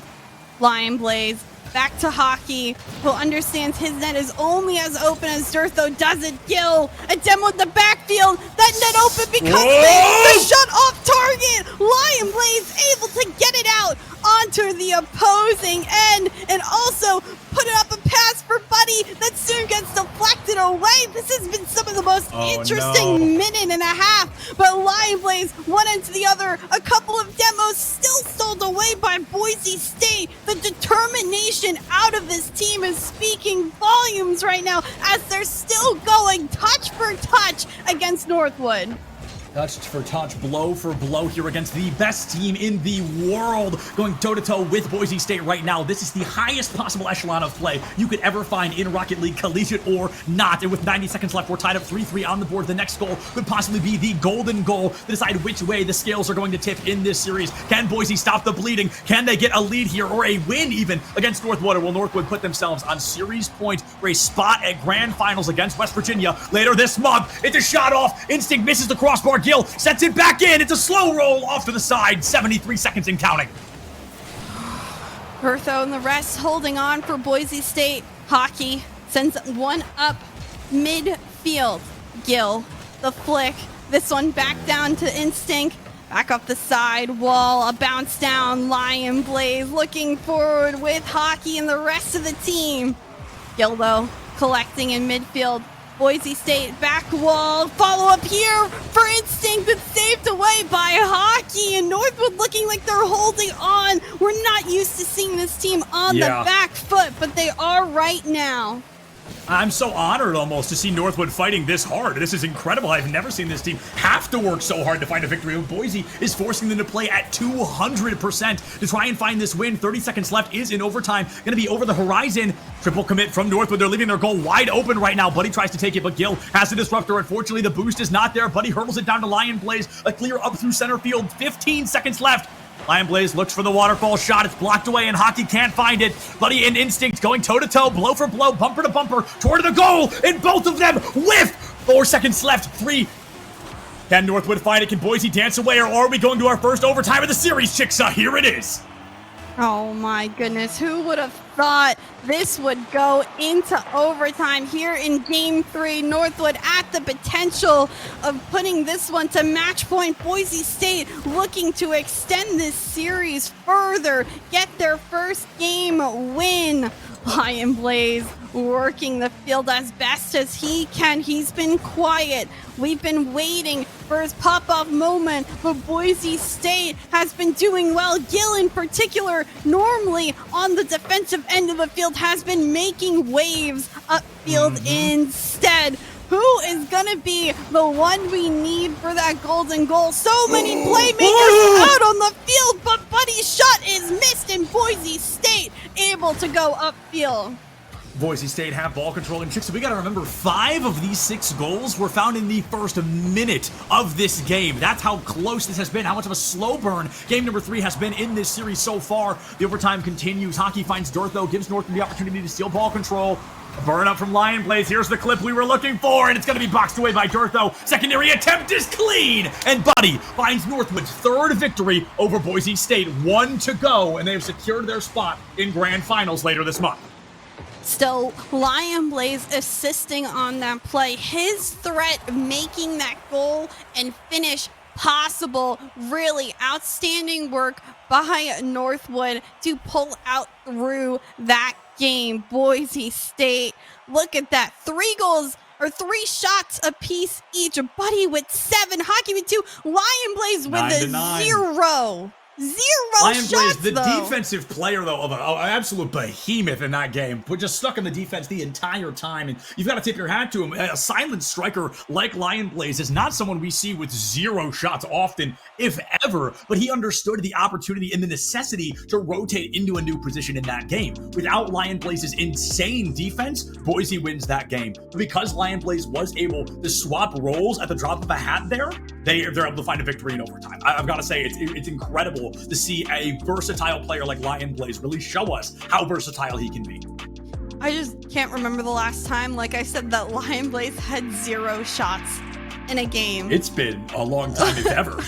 I mean, it's been, that's like historical. Moments right here. Boise State really causing Northwood to change up how they play, how they move on the field. Again, give the credit to them for keeping this series so close. Still a series of 1-goal games. Do we see another 1-goal game, or do we see Northwood in this one just take it home? And they find Northwood's 4th and final win, or can Boise fight back? Even a single game win here, forcing us to a game 5 minimum, could be historical against Northwood and Boise. I feel terrible almost, Chicks, because they have fought as well as Northwood and lost by a single point every single time. It is the West Virginia syndrome all over again, where West Virginia won by a single point every single time, and Boise just has not been able to break that curse, but this is their 4th and final chance to make that magic happen. And Buddy from Northwood trying to wrap things up nicely. Midfield presence for Boise State is strong. Buddy, though, as you've mentioned, has been playing a phenomenal series himself with hockey upfield for the offensive presence of Northwood. Lion Blaze, drop down, pass here, off the mark, and maybe it's just Lion Blaze coming to this team today that he is not having as hot of a shooting game as per usual. So again, maybe it's that communication between the team. They've been together for a while now. Sometimes someone else needs to step up to the game, and I think Buddy and Hockey are doing a really phenomenal job of making the most of this team today. Yeah, they are really working wonders here, playing at their absolute A game, and you've got to respect them for that, because for Boise to push Northwood to actually come out and go full S-tier mode is incredible. That's how close this series has really been. A sloppy 2-2 engagement towards center field, 90 seconds gone. Hockey, a bit of a setup for Northwood, but it's stolen away. Awkward hit out. Gill takes it up. I think Buddy will be there to catch it. The double tap in, waterfall down! Beautiful play from Boise State. Look at Gill again stepping up for that play in upper field. He is so used to being that person on the goal line, on the back foot, but he is extending himself even further as a playmaker for Boise State, and it's working out. Instinct, though, missing a very good opportunity right off kickoff. This one off the back for Northwood, looming. Buddy looking to go underneath. It's a good 50. It's the cleanup there for Hockey. It is Northwood just that quick, tying this one back up. Oh, man. The Chicks, it hurts, because every time Boise finds something, Northwood's just kind of like, whatever, sink, and then they get a goal of their own, and they completely tie the game up. We've seen it every single time that Boise has found an opportunity to win like that, and now Northwood back in the tie. 3 minutes left, 60% of possibly our final game this main season to be played. Ooh, so much on the line. We've been talking about it. West Virginia, their opponent to whoever is able to win this one. Northwood trying to end it here and now. Gill towards the opposing end. Hockey and Lion Blaze looking to set up a play. Buddy as well back in midfield. Instinct and a toss-up with his teammate. Hockey, a good clear. Buddy, an open net. If he can just slot it on in, and he indeed does. Northwood the lead halfway through this game number 4 that could decide who goes on and who goes home. Terrifying to consider, Chicks, so that it all turns out to somebody right here with 2.5 minutes left. 50% of our game left to be played, and Northwood up by just 1. That one has been devastating time and time and time again. 2:20 on the clock. Hockey finding the demolition onto Durtho, gives Northwood an opportunity to clear it out towards goal. Buddy with the catch keeps Boise away, and I think that's a huge part of the reason Northwood's been able to win this, is every time Boise finds ball control, Northwood is chasing on their coattails to steal it immediately back. Northwood, Buddy and Line Blaze both up. Gil, who's been both very influential on the defensive and offensive half, back to save that one, but a clear back towards the other end. Instinct isn't ready. Hockey, the pop, but who's in net the save? It's Gil, who manages to keep this one out and keep it close. Instinct, a clear up to Dirtho. Dirtho's shot just off target, and Buddy instead needing to send it upfield where there's almost always someone ready for that outlet pass, for that 50-50 here. Buddy to the back wall, drop down, shot is good and in. Northwood a 2-goal lead with a minute and a half remaining. Buddy has been making plays all day long. But it has been the Buddy. I mean, he is that guy. Buddy is that guy. Buddy is that Buddy. Buddy is that pal, because right now Northwood looking phenomenal to walk away with a 4-0 win over Boise. This is another one of those series chicks where it truly, nobody ever looking at the 4-0 is going to understand how close this was. Boise is fighting in their absolute A game right now, the highest echelon of play coming from Boise State in this moment. But unfortunately, Northwood just literal best in the world, being the literal best in the world. Wow, very impressive to say the least out of Northwood. I just can't believe how they fight back at times and how many players can step up on the field. I am very impressed with the improvement that Buddy and Hockey have made over time. I mean, it's been quite some time since I've watched those two in particular. And you know what? Line Blaze does take that star power a lot of the time. But the fact that they've made so much improvement as individual players for, you know, looking forward into that bubble scene, into that pro scene, just shows how well this team has really caused each other to improve. With 20 seconds left, I think Northwood, they have a pretty good chance at just putting this time down.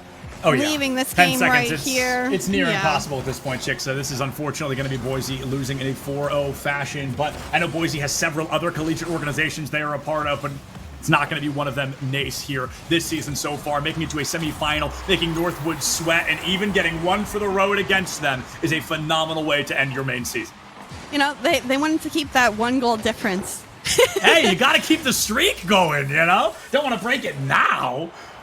Really, again, phenomenal showing nonetheless for Boise State. They kept it close. They kept fighting back and forth. This team has so much promise into the future to just keep getting better and better. Because honestly, I don't know how much longer Northwood is still going to be that Northwood team we know. They've been in this I have no idea how old these guys are. They've got to be getting to the point of graduation soon.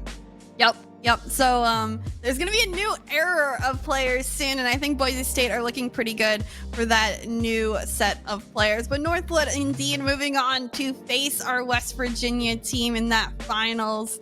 Wow, what a game nonetheless. Northwood still showing up like we expected them to win, but a very close series too at that. Without a doubt. And folks, before we go ahead and call it here, I of course want to give a big shout out to BetterHelp, a sponsor here at today's Star League, for making everything possible, because your mental health matters. So BetterHelp has teamed with Nace Star League to make your journey easier. Therapy through live sessions, via phone, video, live chat, whatever it is. Therapy, full disclosure, I'm in therapy. I think it's fantastic. If you feel like you need it, BetterHelp is a great place to start. So please go ahead and give them a check. Either way, folks, we're going to throw it to a quick break right here. We'll be back either with an interview or some more information. Either way, don't go far. See you in just a few.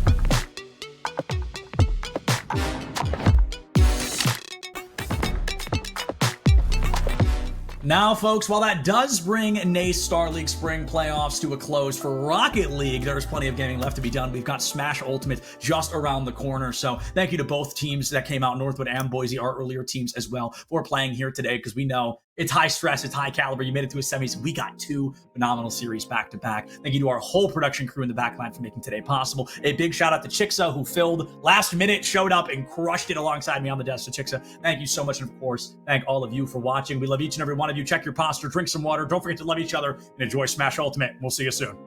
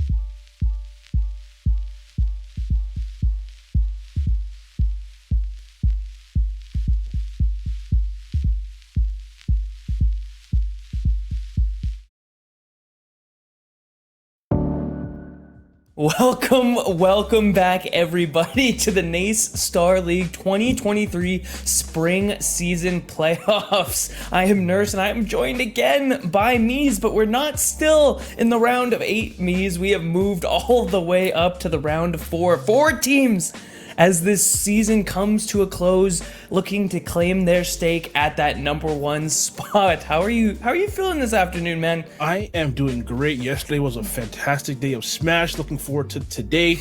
2 very good teams. Northwood, who is the team that I always say, whenever a bracket comes out and I see Northwood in it, I'm like, they gotta be the favorites. So I'm not surprised to see them here in the round of 4.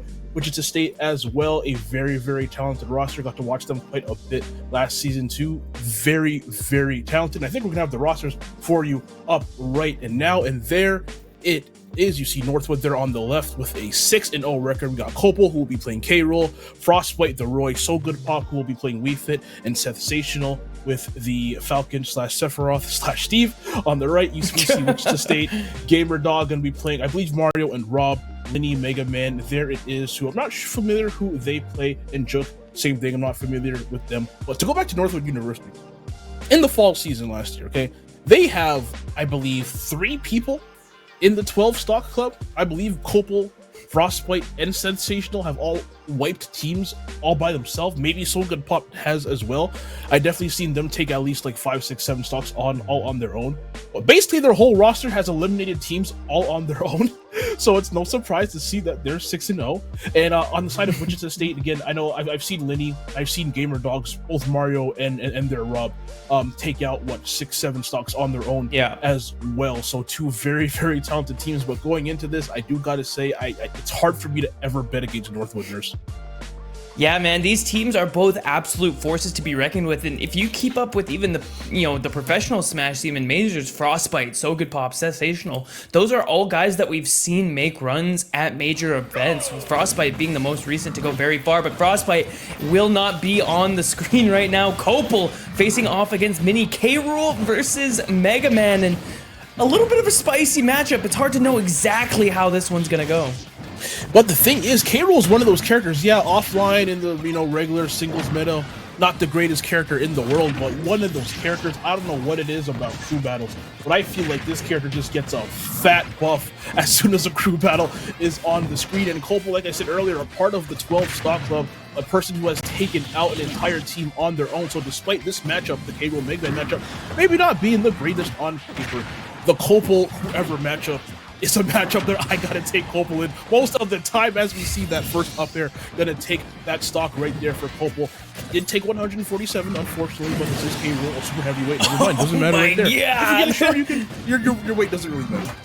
No, absolutely not. And actually, we've seen a couple of things in this matchup that K-Rool is actually quite strong at. He does have that reflector on the down B, but we've seen a couple of times both the hitbox of the crown and the armor of the crown go through both Lemons and the Saw Blade, which means that K-Rool is actually going to have an easier time dealing with some of Mega Man's zoning tools than a lot of other characters might. But right now, the pressure off stage is relentless, and Lenny trying to put themselves back in this game, and that early kill on the side of Copel really did set the tone early.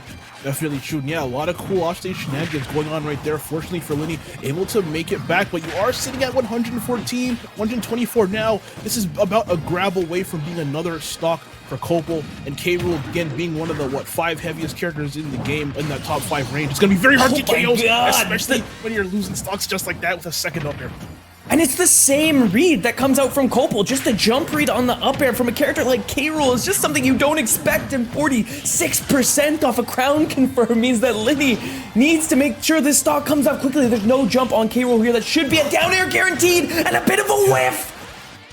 And yeah, that K-Rool, you have to be so good at kind of mixing up how you recover when you are K-Rool, because again, we all know where you're going. Yeah, there's a pretty big hitbox on the top, on the top of that little helicopter thing, but you got to be able to kind of mix up where you're going when you're recovering, as we see Lenny take out a second stock there from Copel. But yeah, Copel doing a fantastic job of just staying alive off stage. But now Lenny does have a chance here. Absolutely, and you're pretty happy, no matter how this goes, both these guys took 2 stocks, so a chance to equalize for both sides of the crew battle if this doesn't go your way, but you do want to come into the next one with an advantage, and this is how you start. You need to take this next stock, and at 105% with how early these stocks have been going for Linny, I don't know how much longer this one's gonna last. That might be it. Oh no, went for the read off the smash attack, couldn't quite get that though. Maybe a little bit more percent and that would have landed, but still 124%. All you need is one good read. Even a dash attack up the ledge might do it here if you're Cobble. Linny doing everything they can to stay alive. No punish off the Shoryuken. And that was pure greed. The Mega Man down air is actually 0 on shield if you do it right, and trying to abuse that frame data to get the fast kill move of the Shoryuken out immediately, but Copel very, very aware and pushing that situation to a win for the side of Northwood. And I think you're very, very happy if you're Northwood with that one. Having the K. Rool come out on top of the Mega Man, a character that can be a little bit of a matchup check, I think that's one you're happy that's behind you. And even if I'm Linny, which is state, like, I'm not even that mad about that. No. Like I keep bringing it up. Copel's one of those people. I've seen it. I've commented it. I've seen them take out an entire team all by themselves, and the fact that you managed to set up whoever your next player is with only having to take one stock off of this monster, you got to be feeling pretty good about yourself if you are Wichita State. And then just looking at the roster now for Wichita State, I believe they had Gamer Dog, who is going to be Mario or Rob, which I wouldn't actually hate if that came in. I especially if it is the Rob, I wouldn't hate that. They have There It Is, who I'm not sure who they play, but I do know that they have a Pac-Man on the roster. I'm not sure if that is. I'm not sure if it is there. Oh, Endosonic? You said? Yeah, we saw. I believe we saw Sonic at the very, very end of the last crew battle in the previous game that they won. So, some good zoning options to come out and some good combo options. So I think there's you can be a little bit choosy with the matchups here, especially against a character like K. Rool. I think you can pick a decent matchup for sure, but also kind of lean into that comfortability thing that we've talked about as these kind of weeks go on, and make sure that those players feel good about their ability to take this stock off without losing the next one, because you have a chance to even it right back up. And even if we're calling to the matches that these guys had to get here, Northwood did not have to use all 4 players in any match that they played to get here. They won by 4 stocks or more in the previous match. Wichita was pushed to that final player, but they were never pushed to that final stock. So both of these teams know what it is like to win. One of them's about to find out what it's like to lose. There are a reason that both these teams are at 6-0. Like you said, just both teams haven't really been pushed quite to the brink yet. Maybe this is the match where that finally happens. Again, you have 2 undefeated teams, 2 juggernauts, so maybe this is the time where that happens. And I really think those times when you are pushed to maybe that last player, it's game 3. You got one player left each. There's only 2 or 1 stocks left on each side. I think that's where you really, really show how good of a team that you are, when you're pushed to those situations where your back is against the wall. When you're beating everybody, you're slapping everybody. Honestly, it's kind of easy to feel good about yourself. But yeah, man, I think the real test of a team is how do you respond when things are not necessarily going your way? How do you respond when maybe you're down 2-3 stocks and you got to make a comeback? You're down to your last stock. They got 4 stocks left and you're forced to pull out a miracle. Neither of these teams have been put in that situation yet, but I feel like if we do see that in this top 4, this is going to be the match to do it, especially if the rest of these sets or rest of these games go how that first game went. Yeah, and I think another thing that we've been talking about throughout the season is teams who have a couple of these kind of game changer players. Players that come in and just make a huge difference, are expected to take a lot of stocks. I think we're deep enough in the season at this point that both of these teams have 4 players that can do that. Right? The guy. So, they have the guy. Yeah, but they have 4 guys. They're all the guy, right? And so I think you can't lean on that as much. And we're seeing Juke is actually the Pac-Man, and that is what they have called out to take off this last stock of Copel. And I think we talked about it a little bit yesterday, but Pac-Man is one of those characters where the bell is a very clear setup. That means Pac-Man can get early kills, especially with the power behind that forward smash. But if that bell doesn't ring true, if it doesn't land, Pac-Man can have a little bit of trouble killing, and against a character like K-Rool, that just won't do. That is exactly the point I was gonna bring up. We saw this yesterday with I forget who the Pac-Man was, but when the bell was landing, we saw them take stocks at like 80, 90%. Yeah, Trisket. Yeah, Trisket, thank you. And then when they weren't landing that bell, we saw their opponents, even like, you know, lighter opponents, surviving to like 130, 140 at times. And against K-Rool, you're gonna have to land every single one of those bells and convert off the bell as well, or, you know, we might be seeing K-Rool survive for like 180 plus. Yeah, and that, I mean, in a regular situation, it's okay, right? You don't necessarily have, we armored through the bell with the side B. In a regular situation, you don't actually have to take every stock early. You can afford for a couple to go late, a couple to go early. But in the crew battle situation where every single stock matters, and you need to even it up right now, you need to be killing at a reasonable percent, and K-Rool already has this Pac-Man, you know, well within kill percent, but the read on the forward smash, a very greedy neutral B on the side of Kopel. A little bit of sleep at the wheel, and Juke gonna clean us up. 9-9, a player gone for both sides, and the advantage wiped away just like that. I feel like Kopel was relying on his neutral B, the cannon of their blunderbuss, a little bit too much, and I feel like and I really feel like Juke started to take note of that, take advantage. If you're Northwood, you would have loved to take at least one more stock, but again, if you're Wichita, you're completely content with how this goes. And I really feel like Pac-Man is one of those characters I've seen, I know Northwood doesn't have one, but I've seen on like almost every team. Nearly just every such a team, solid, just kind of like go-to kind of safety net of a character, because, you know, there aren't too many like complete dog matchups for Pac-Man. You know, for the most part, he's pretty solid all around the roster in terms of whoever they're going to face, and get in the crew battle, in the Wi-Fi crew battle format specifically, when projectiles are a little bit more difficult to deal with. Pac-Man is such a good go-to character to always have on the kind of back burner on your roster. But looking at the Northwood roster, speaking of those, we still got Frostbite, the Roy, who, again, I keep bringing it up, I've seen this person take off 12 stocks all on their own, as we see the rosters right here. We still got Sensational, one of the best Captain Falcons really in the game right now, and we got So Good Pop, the Wii Fit trainer, a character who I've actually seen pop up in crew battles quite often as well too. Quite a bit, Another very solid crew battle character. Might not be the greatest offline character, but still a very solid crew battle character, especially with all the janky, weird hitboxes that they have. So if I'm Northwood, who do you send in for this Pac-Man? I lean towards Roy.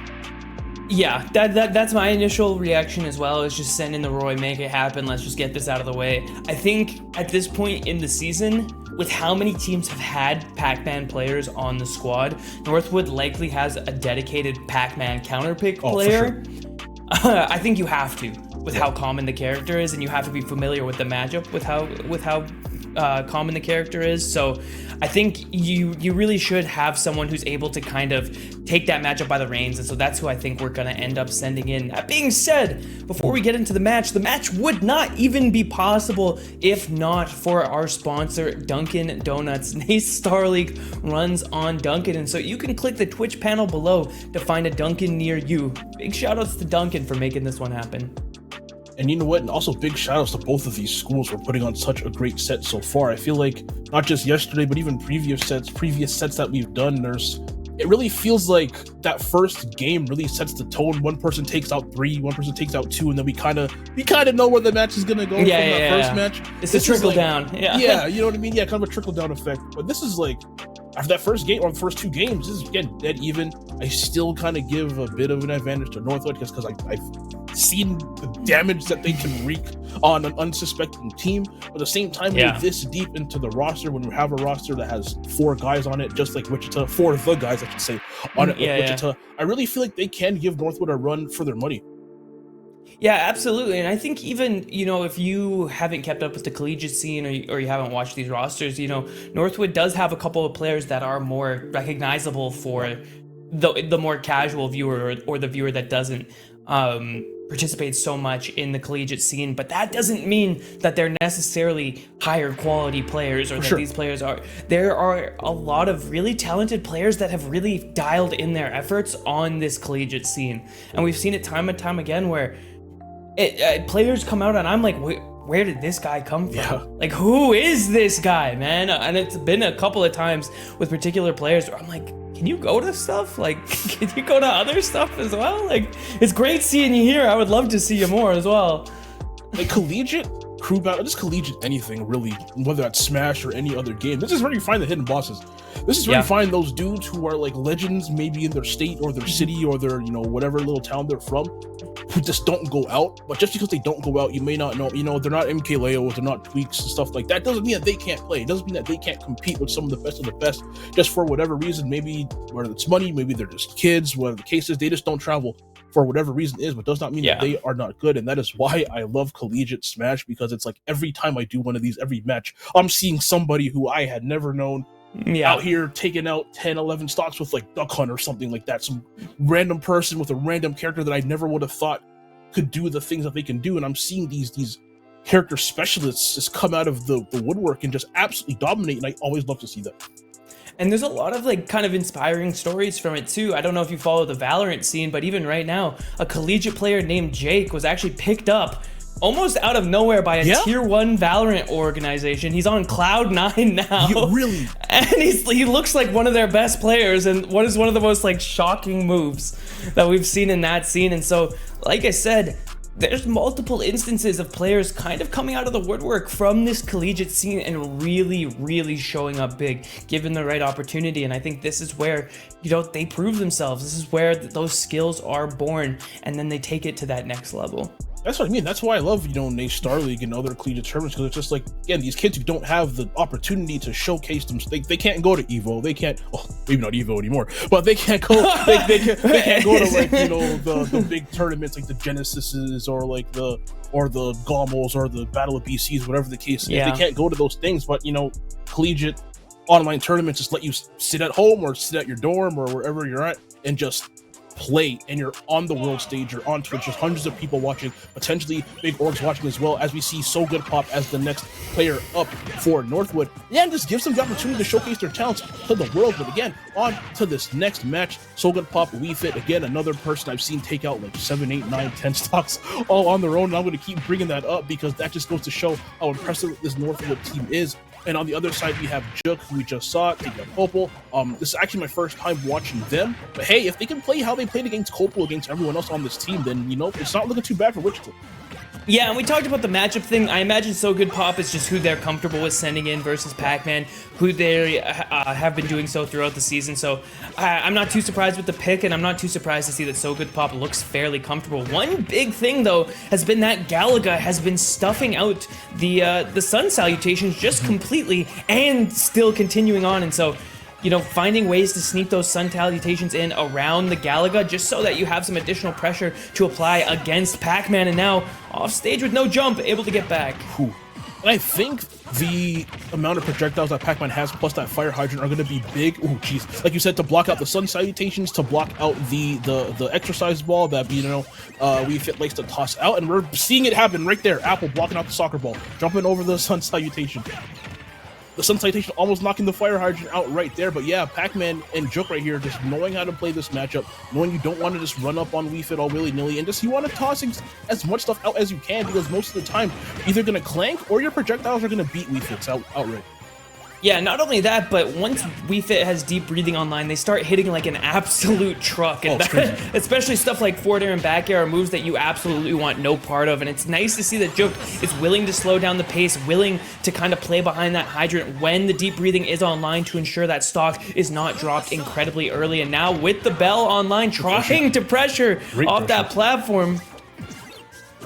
No, that was great pressure right there. That was incredible. Getting covered with the bell and then getting the jab as that back air. Ooh, kills from center stage again. That's the power of deep breathing right there. Like you said, hits like an absolute truck, even from center stage. And what a read from So Good Pop, just standing there in shield, be like, roll. You won't. Absolutely you won't. Juk said, I will, honestly. Let's see what happens. And having that back air locked and loaded, ready to go, and now we're seeing the damage output of WeFit Trainer. If certain circumstances are met, if that falling nair is hit for WeFit Trainer, all of a sudden this character turns into a damage-dealing machine. We're seeing that on full display. Yeah, right here already 80% off what seems like only like 6 or 7 hits. Deep breathing did just come off. Actually, no, wait, deep breathing's still there? Can't even tell. But either way, with that deep breathing, we saw like, what, 80-something% off of what, 6 or 7 hits, 1 or 2 interactions. Again, that is the power of WeFit Trainer right there. You get hit once and it really feels like you're getting hit 17 more times.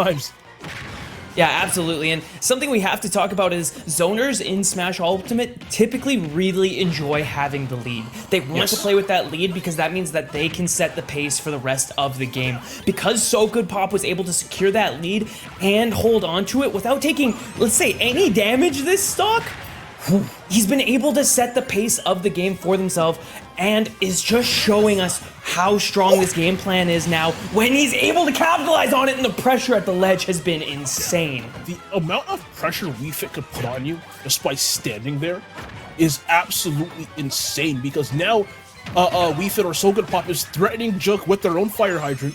You're threatening them with Sun Salutation. You're threatening them with the soccer ball or the exercise ball. And the fact that you're able to mix up, good catch, by the way. The fact that you're able to mix up how you want to toss that exercise ball out is putting so much pressure on Jook right now. We're seeing him get trapped on the ledge. I have to shut up there for a second because trampoline interactions can lead to death sometimes if you're not careful. All right, a nice use of the apple to intercept the jump. So Good Pop has cemented themselves firmly in the lead with this game, taking an extra stock over Jook, and like I said, maintaining that pace because So Good Pop has attained the lead, and because they've been able to maintain it, Jook is forced to approach and put themselves in uncomfortable situations to try and get back to that lead, and it's just allowed this lead to become more and more and more. Yeah, you know what? Also good has to do right now is just stay the course. You have the whole stock. You're relatively healthy on percentages, and that mix-up would have been crazy if it landed. And yeah, you just got to stay the course. Like you said earlier, zoners love having the lead because you know what? I no longer have to approach you. You have to approach me. Y'all know how good. Oh my god. Y'all know how good Pac-Man is. Not the best at approaching, not terrible at it either. That is exactly why you got hit by a soccer ball and by a fire hydrant at the exact same time, losing your stock. Now Northwood kind of opens up their lead by a little bit, now up by 2. And when you have to play behind against Northwood, man, I do not envy that position at all. They still got Frostbite waiting. They still got Sensational waiting. So even if you do close this gap, that's 2 juggernauts you still have to take out just to win this game. Just to win one game. Yeah, you still got a couple of killers waiting in the wings. That being said, I know Wichita definitely has a couple killers in their backline as well, so it's far from out of the realm of possibility, but we saw how much that matchup snowballed in terms of Jook being forced to approach, something that they may not be super comfortable with in a matchup like that. We saw So Good Pop so willing to capitalize and so able to find those big kill moves over and over, and something that we really saw come into fruition at the end is that soccer ball maintains its hitbox as long as it's on the screen. Right? As long as it's on the screen, that thing has a hitbox. And a lot of people think, oh, if it bounces off something, maybe the hitbox goes away. No, you can still get hit with it, and So Good Pop more than ready somehow to convert off that very, very late hit and put themselves in a position to win the game. So very good stuff from So Good Pop that game as well. And on the side of Wichita State, we have, I believe, Gamer Dog, and there it is left. Gamer Dog will be playing Mario or Rob, I believe. And there it is. I want to say they play Sonic. We're guessing based on characters we saw in the Twitch VOD, but Wichita State did have a Sonic come out at sometime in the crew battle, so I'm assuming there it is the Sonic. So if we're thinking, Mario, Rob, or Sonic, I think I'm probably going. It's really tough because Roy is in the backlines. Yeah, exactly. Thank you. Exactly the point I was going to bring up. Exactly the point I was going to bring up. And Roy is generally considered a tough matchup for Sonic. Yeah. Okay, there it is. Is actually Peach. Oh, they're Peach. Okay, I'm a liar. They must have had a 5th player. We did see a Peach in the crew battle as well, but the Sonic, potentially a 5th player that we may see later. They've decided to use the Peach in this situation instead, and I think honestly that's pretty good. I don't hate it. I think you prefer that over the Sonic in this situation, just because, like I said, Sonic typically a character that might not do so well against Roy.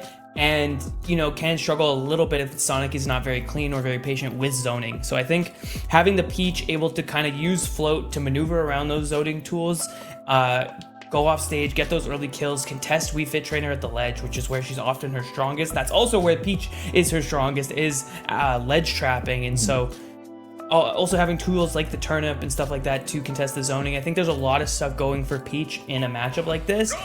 If there it is able to look as good as they need to. And, a very technical character in Peach can falter a little bit in this environment. Hopefully there it is.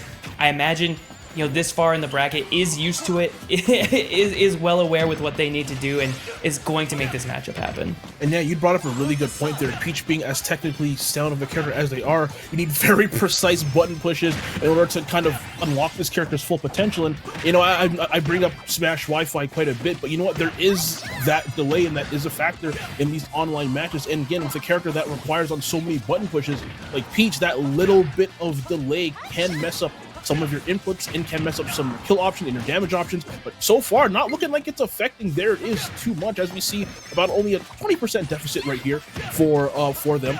But again, this is So Good Pop. You don't want to be down at all. And you know what? They're in a position to actually take a stock right here if Deep Breathing comes online. Did you see this right now? So Good Pop is actually double headering the ball to apply pressure on the same header.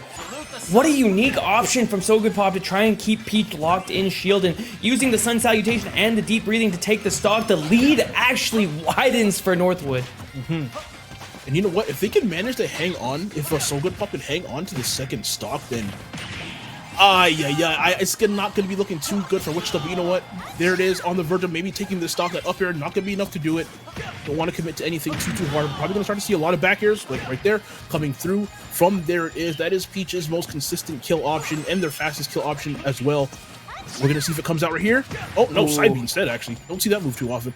I mean, a good read at the ledge, especially on the roll, just not in the right position to make it happen. But 140% back air by the ledge will do the trick. Nair by the ledge will do the trick. Forward air from nearly anywhere will do the trick. It's just about finding that hit, and when Deep Breathing is online, forward tilt is more than enough to do the trick. And Wichita State went from a spot where the comeback was looking doable, likely even, and all of a sudden So Good Pop has said, not today. The damage 62%? racking up more and more. 62 now online, 150 on So Good Pop, and they still have another stock to and you work know what? with. No matter what happens here for Northwood, they will have widened their gap, or their stock lead, I should say, by at least one more. They could potentially go into this next game up 5 after being, what, up 2 or 3? Oh, that's it. Yep, they do. The SD comes through for there it is, and I mean, a 3 stock coming out for So Good Pop, a nightmare scenario for Wichita, who it feels like just 10 minutes ago, This was close. this was even. Close. This was perfectly even, and So Good Pop took a clean 6. And mind you, there's still 2 remaining. They still have 3 whole players left, and arguably their 2, if you could believe this, arguably their 2 best players still actually waiting.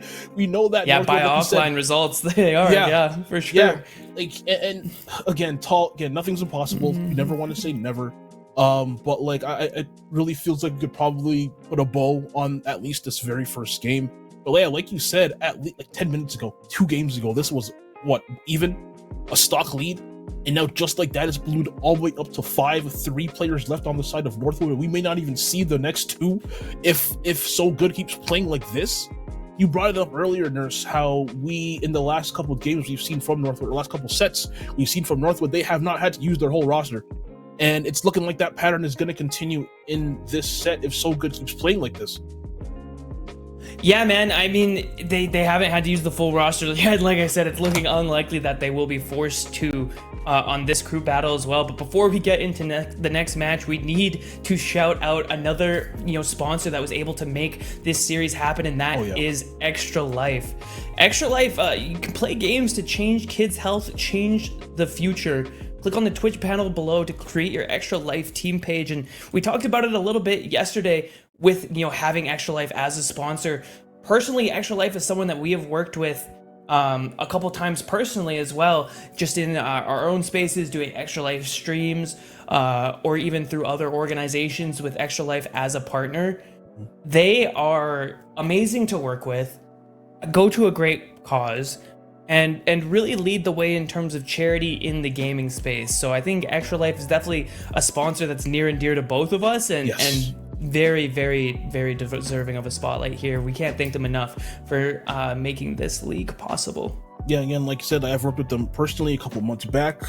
It was an incredible experience. They were all fantastic people to work with, raised a good amount of money for charity. So honestly, thankful that they're one of the sponsors. I'm glad that they're here. Glad that they're supporting esports. honestly, because there's so many, I feel like, companies and gaming companies are in this space who just kind of don't care about esports competitions, stuff like that. So I'm glad to see a organization like Extra Life here supporting Collegiate Smash. Love to see them. They're, again, a fantastic organization, so glad that they're here. But on to the next game. I think it's going to be Gamer Dog. Yeah, it is going to be a Gamer Dog with the Rob. This is the last player and the last hope here for Wichita State going in with this Rob. And you know what? The thing is, even if they get out of this match, they gotta probably play. I would imagine they're gonna send in Frostbite next with that Roy. Yeah, why would you so not? it's again, don't want to say never, but man, I think we could probably, like I said, probably put a bow on this first set. Unless Gamer Dog just absolutely just pulls some just Arceus God level of conversions here in this next game. But right now, with this 50% lead that So Good has, and that lead even climbing even more, not looking too great. Yeah, you never want to say never with a character like Rob, because if you do land the gyro drop nair into, just the full combo into death, Rob can take stocks like they didn't even exist in the first place. Before you even got to say hello, you are saying goodbye. But the Rob needs to land that conversion. They need to be clean. They need to come through. And unfortunately, on the side of Wichita, they need to come through 8 times in a row. So, yeah. Staring down the barrel of such a tall challenge in matchups that are not in your favor. Oh, there it is.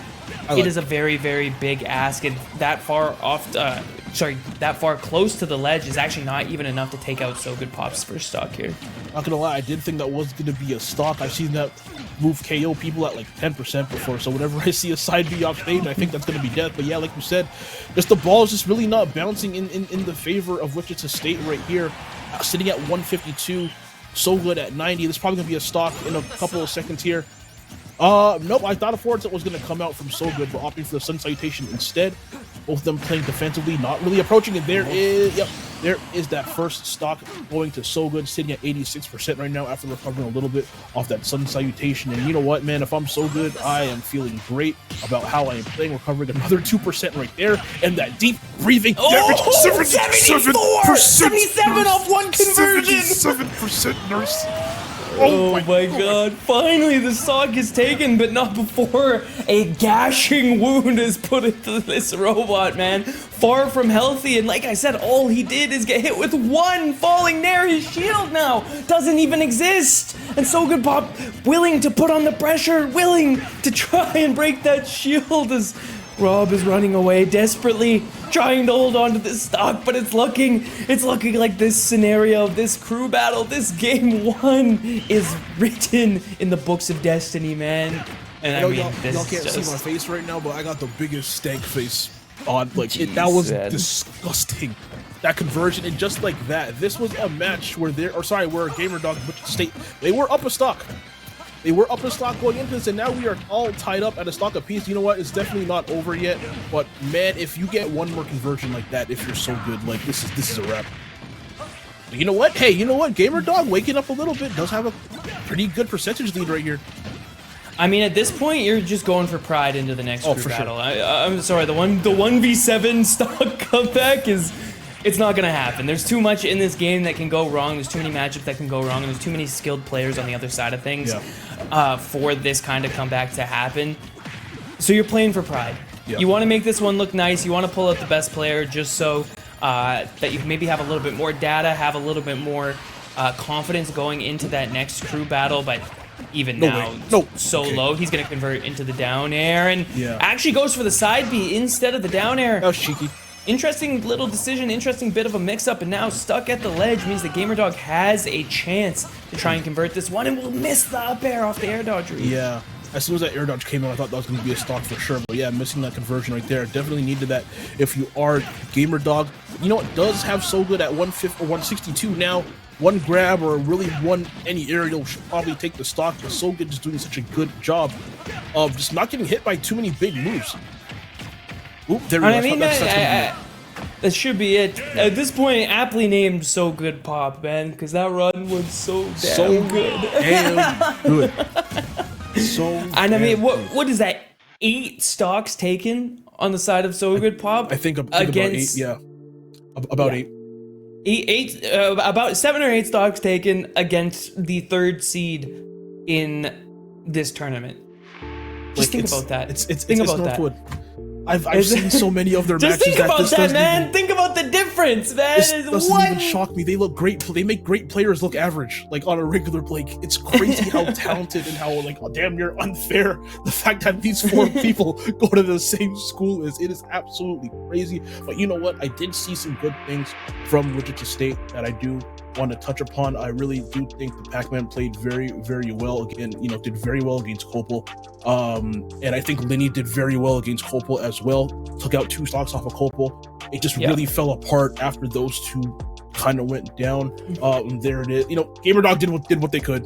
But I really think after there it is, just kind of got clapped up by So Good. That was it. That was kind of like the last little nail in the coffin for them in that first game. But everybody, it is not over yet. We do have one more set at least one more set. I don't want to count my chicken. Yeah, the run of a lifetime comes out. We could have 2 more, but at least one more game between these 2 teams coming up right after this break. So stay seated, everybody.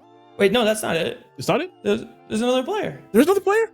Oh, there is one stock left. They have a stock left. I forgot. Going crazy. I'm way ahead of myself. Well, you are definitely going to get ahead of yourself. I was like, they're not done. Honestly, in my head, I'm already on game 2. You just said, nah, man. You just said, unfortunately. Yeah, unfortunately. In my head, I'm already on game 2. Let's just be honest, my guys. God. That's crazy. All professional stuff aside, guys. Come on. That's crazy, man. We know what's about I was like, Gamer Dog's got it. He's got that dog in him. It's right in the name, man. We know what's about to happen. Let's be real, guys. But no, yeah, sorry, my bad. Yeah, you have 1 stock left. I would imagine just send in Frostbite, clean it up. Let's wrap it up. That's what I would do. But like, yeah, my bad. In my head, I'm already thinking about game 2. He's still gotta do it, man. And I mean, game 2. But no, I have to imagine the rest of Wichita is also thinking about game 2 already as well. But like I said, he does need to take every single stock. The players do need to come out. The game must be played, and technically the comeback is possible and sensational. Coming out on the Falcon. Okay. They're feeling the cleanup is inevitable, even with the Falcon, even with the Roy. I mean, it is very hard to 3-stock Falcon. Yeah, and the 3-stock Falcon while having to maintain 1 stock on top of that as well. So you know what? I don't hate it. Again, I would have gone Frostbite and Roy, but again, it's 1 stock. You got 2 players left at this point. Like, you trust both of them to not mess up that badly. It's just 1 good conversion for any of these characters to take a stock. So I think maybe Frostbite got to play in the last one, and because Northwood never gets all their players out, that they're just rotating them in. It's my turn to play the Switch, Mom. Yeah, I want to play. Mom said it's my turn to play battle. Mom said it's my turn to play. But here we go. We are going into the last game. It is going to be Seth with the Captain Falcon, the character that they are definitely known for. They do also have a Steve and also have a Sephiroth as well. Again, I think just for time's sake, they want to clean this up as fast as can. As we see that Raptor boost opening. Oh boy, he's got no jump. Yeah, I thought immediately. I was like, oh no. Oh my gosh, man. Right now, and I mean, sorry, go ahead. I got a real question for you, just before we get into things. And why do so many Captain Falcon players play this ugly skin?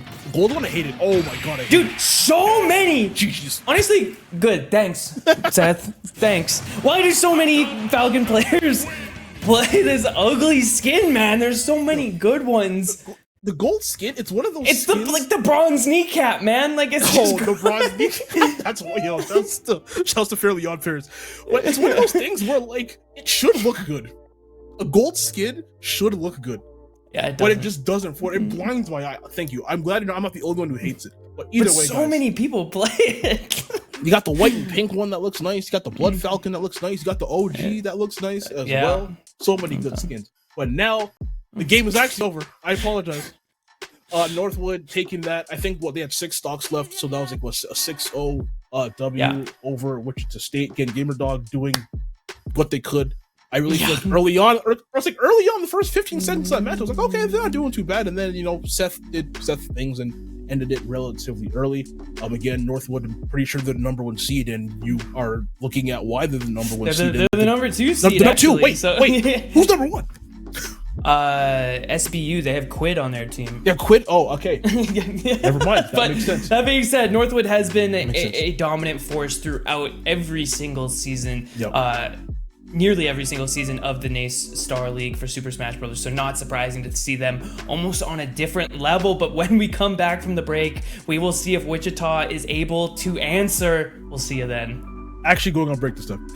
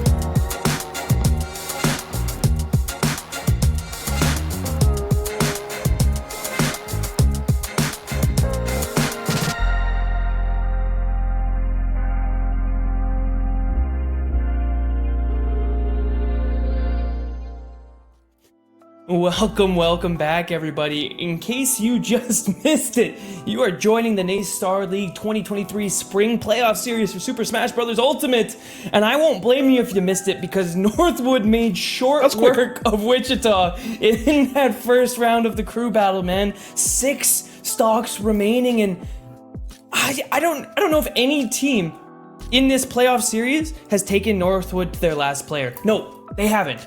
No team in this entire playoff series has taken Northwood to their last player. They don't know what it's like to field 4 players. They haven't needed to yet. In Wichita State, we thought they could be the exception, but no, they're just adding themselves to the rule. To the list. And again, I said it at the beginning of the set, they have that, from what I have seen, maybe something changed this season, but they have 3 players at the very least on the 12 stock club. If you don't know what the 12 stock club is, the 12 stock club is a very exclusive list of players who have taken out an entire team all by themselves. I've seen Frostbite do it, I've seen Copel do it, and I've seen Seth do it, and we just saw So Good take out, what, 8? I think, 7 or 8? Yeah. 2/3 of your whole team, or 3/3 of your, or 3/4 of your whole team, all by themselves, basically. Could have been more. Absolutely insane. Like I said, man, Northwood makes great teams look average. They look like me playing out there. Which is to say, looks like me playing out. And have you ever seen me play Smash Brothers? I have. All I'll say, I'm a part of this 12 stock club. You can stay losing. You can stay losing. That's all. I'm a part of the 4 stock, almost fumbled the whole crew battle for my team club. That's the club I'm a part of. My Samus has done it all. My Samus has done it all. Oh, that's crazy. But yeah, again, very quick set right there from Northwood. Again, one of the best teams in the country, not even just in this tournament, in the country for this reason. This is not too surprising. It was close after 2 games in that first set, and then So Good just kind of ended it all really for Wichita State right there. I do believe we're going to have Juk starting for Wichita State. They are switching off of Linny. Juk played relatively well in that first set, so, not surprised to see them. If you're Northwood, doesn't even matter. I mean, yes, they're sending in Copel first again, which means that the only switch up is on the side of Wichita. It's kind of what you would expect out of them, and I think maybe the idea is, and I think your only real hope is that Linny does better against So Good Pop. I guess, than the rest of your other players did. Yeah.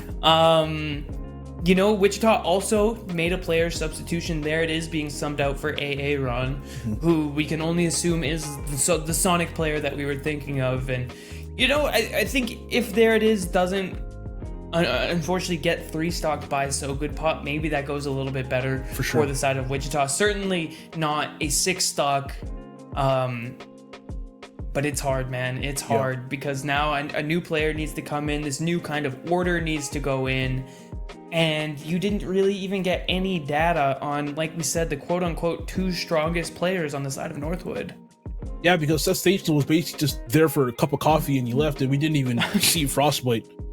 We didn't get to see Frostbite. They saw a lot of So Good Pop. They had a lot of data on So Good Pop after that set. And just not switching is going in with K-Rool, with Copel again. And honestly, I like it from Northwood. We're going to keep doing this until you figure out how to stop it. And if they don't stop it, why change? That's kind of my mindset. Even though they did do pretty well against Copel in that first set, why burn Frostbite or Seth or So Good first when they just haven't really, we haven't even seen Frostbite, but they can't deal with So Good. Why really drop them in first? Let's say Copel, let's say it's an even set after this first game again, or they're only up a stock or something like that. Just send in So Good again. They can't stop them or stop them. Like why change? Why change? But I mean, at the same time, why not change? I don't know. Send in Frostbite second. See if I care, man. Honestly, see if I care. See what happens. I think with how good So Good performed against a lot of those players, you could almost pivot to keeping them as the anchor now.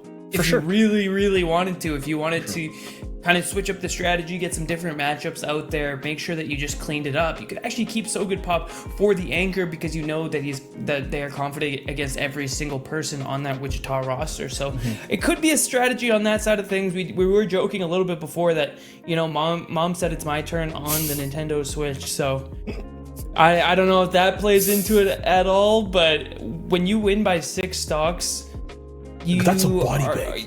You're showing a display of dominance, and so you have to imagine that Northwood is feeling very, very good coming into this set too. Anything like 5 or more. 5 is where I feel like you start getting into that we kind of got body territory. I think 4 is a bit like you got beat kind of bad, but it wasn't crazy. Once you get 5+, that's kind of like we never really stood a chance. I feel like territory. We saw 6 that could have honestly been more, if not for a couple. I think Copel had a couple opportunities against Juk in that first set where they could have maybe taken another stock or 2. And if it wasn't for that, this could have been like an 8. stock victory, 7 stock victory or something like that. So we'll see what they do coming through into this next match. But again, it's just so hard for me to see Northwood not winning this, man. It's so hard.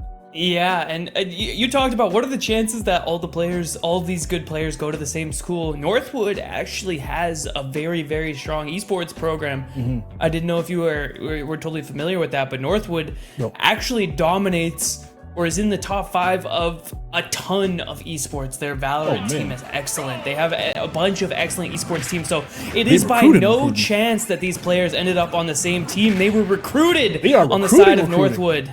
Oh my goodness gracious. Hey, either way, right now we're getting into this potential last set of this playoff game between Northwood and Wichita State. Copel on the side of Northwood starting once again, and Wichita subbing out for switching out Lenny for Juke, and that counter was absolutely phenomenal coming through from Copel. A quick 30% lead for them right here. Yeah, that is a huge counter to get things going off the rip, and now the pressure is on for Juk. He had a pretty good performance in the last crew battle, but just not enough to secure those leads. And so taking the stock advantage versus Copel here is a great way to redeem yourself and kind of build some momentum going to the rest of this crew battle for your team. But we could see these stocks last a very, very long time. That was a nice little conversion off the back throw, threw the crown up, waited for it to come down, and that kind of a delay that the back throw has because Pac-Man spins him around, getting a little bit of extra damage, and that was a weird interaction as we see that up air first stock going to Copel once again. I mean, that's a crazy, just a wear up air to come through on the on the low end of that trampoline and manage to take the stock with that up air. Great awareness on the side of Copel. And now, because these bell confirms haven't come through, we talked about it before, K-Rool very, very heavy, and Pac-Man's kill power without the bell not good enough. And even that issue of using too much neutral B, especially in disadvantage, Copel seems to have adjusted to that. That's definitely the case. And again, like you said, if they're not landing those bells and not even really going for too many bells, for being honest, might get, has an apple right there, actually. Yeah, not even going for too many bells, for being honest. Not sure what the mindset is there. Unless you're just afraid of Jesus Christ. Unless you're just maybe afraid of charging the bonus fruit for a little bit too long. I'm not sure what the mindset is there, but yeah, I haven't really seen too many bells coming through from Juk here.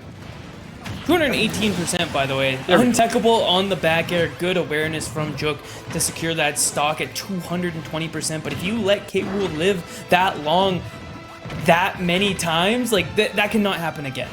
You're going to lose the stocks. You're going to lose the momentum in this crew battle. You need to find earlier stocks than 220%. Yeah, you can't have people living at 209. That is to what 209, whatever that was. That is absolutely crazy.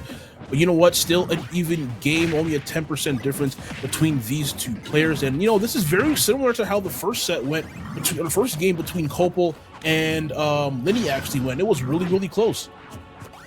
Yeah, it definitely was down to the wire. Copel was able to secure the stock lead at the end of that one, but honestly, like I said, it was very competitive. I think K-Rool against these zoners, it's not always the very best matchup in the entire world, and so honestly, most of the team of Wichita is probably a little less favorable for a character like K-Rool, but Copel able to make it work, especially well enough for the rest of this Northwood squad to come through and make it happen. Yeah, definitely the case as that. Yep. That arrow's going to come through and take out Juk's second stock. We saw, and there we go, stock for stock right there. And you know what? If I'm Wichita State, even if I'm Northwood, however this turns out, I'm not too mad about how I performed. Obviously, if you're Wichita, you want to go into whoever this next match is up a stock, considering we've seen the destructive power. That reverse hit? What in the world was that? We've seen the destructive power that this team has, and the spring talk about destructive power, the back here from Copel is going to do it. I would have loved to see Wichita going into this next game up 1, but now we are quite literally where we were at the end of the first game in the first set. I don't think so, Juke. I don't think so. The neutral. I mean, just a great read from Copel on that panic option. The neutral air to catch the option off the ledge into the jump read on the back air. So many times when people get hit at the ledge, their automatic panic option is A, to air dodge, or B, to jump. Yeah. Copel reading the jump and being rewarded heavily with a stock at like 60% off the back of that back air read. So great stuff. And And like you said, the same spot that we were at the end of that last game, and now they're sending back in Linny, who was able to take 2 stocks against Kopel. So I think the question isn't if Linny is able to take out Kopel at this point, especially with 1 stock remaining, but if Linny can do it without, losing another stock, because Kopel actually struck first against Linny in their first interaction. But the thing is, do you just, even if Northwood goes down here, if Kopel goes down here, do you just send in So Good again? Yeah, I mean, why not? Like, oh my gosh, it's like, then not take anything away from Wichita, but it's just hard for me to see scenarios where I see them take out all 3 of, maybe they take out Kopel right here with 1 stock left, but take out So Good into Frostbite into Seth without losing the rest of these stocks, especially now being down 1. If they were up a stock, if Kopel was out and we still had Juk in right here, I could maybe kind of give them a bit more leeway because they'll have a little bit more cushion, but it's just so hard for me to see what happens or to see that happening here. I don't want to lose faith. I don't want to lose faith. I think Wichita's kind of so game hard. plan coming into this was, okay, I think Juk is going to do reasonably well against Kopel, and I think Linny is probably going to do better against So Good Pop. So I think once, Kopel is taken out here, and then presumably So Good Pop is sent in versus Linny, I think that's when we get to see what we're kind of anticipating for the rest of this crew battle. Because if So Good Pop just dominates Linny on the back end of things, it's just, I mean, I'm seeing double. Right? And so that is the match that needs to go well. And for that one to go well, Linny needs to make sure this match against Kopel is clean.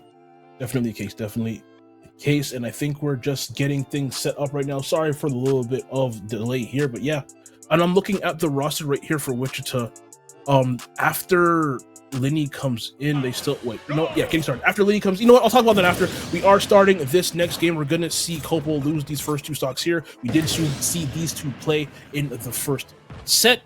Linny did very, very well. They're asking them to just take out 1 stock, and if they could do that without losing 1 of their own, then you know what? I'm gonna be a bit more hopeful with Wichita's chances. But man, if Kopel is landing things like if Kopel is landing things like that consistently and finishing off stocks, oh my gosh, man, this is gonna be a very, very tall mountain for Wichita State.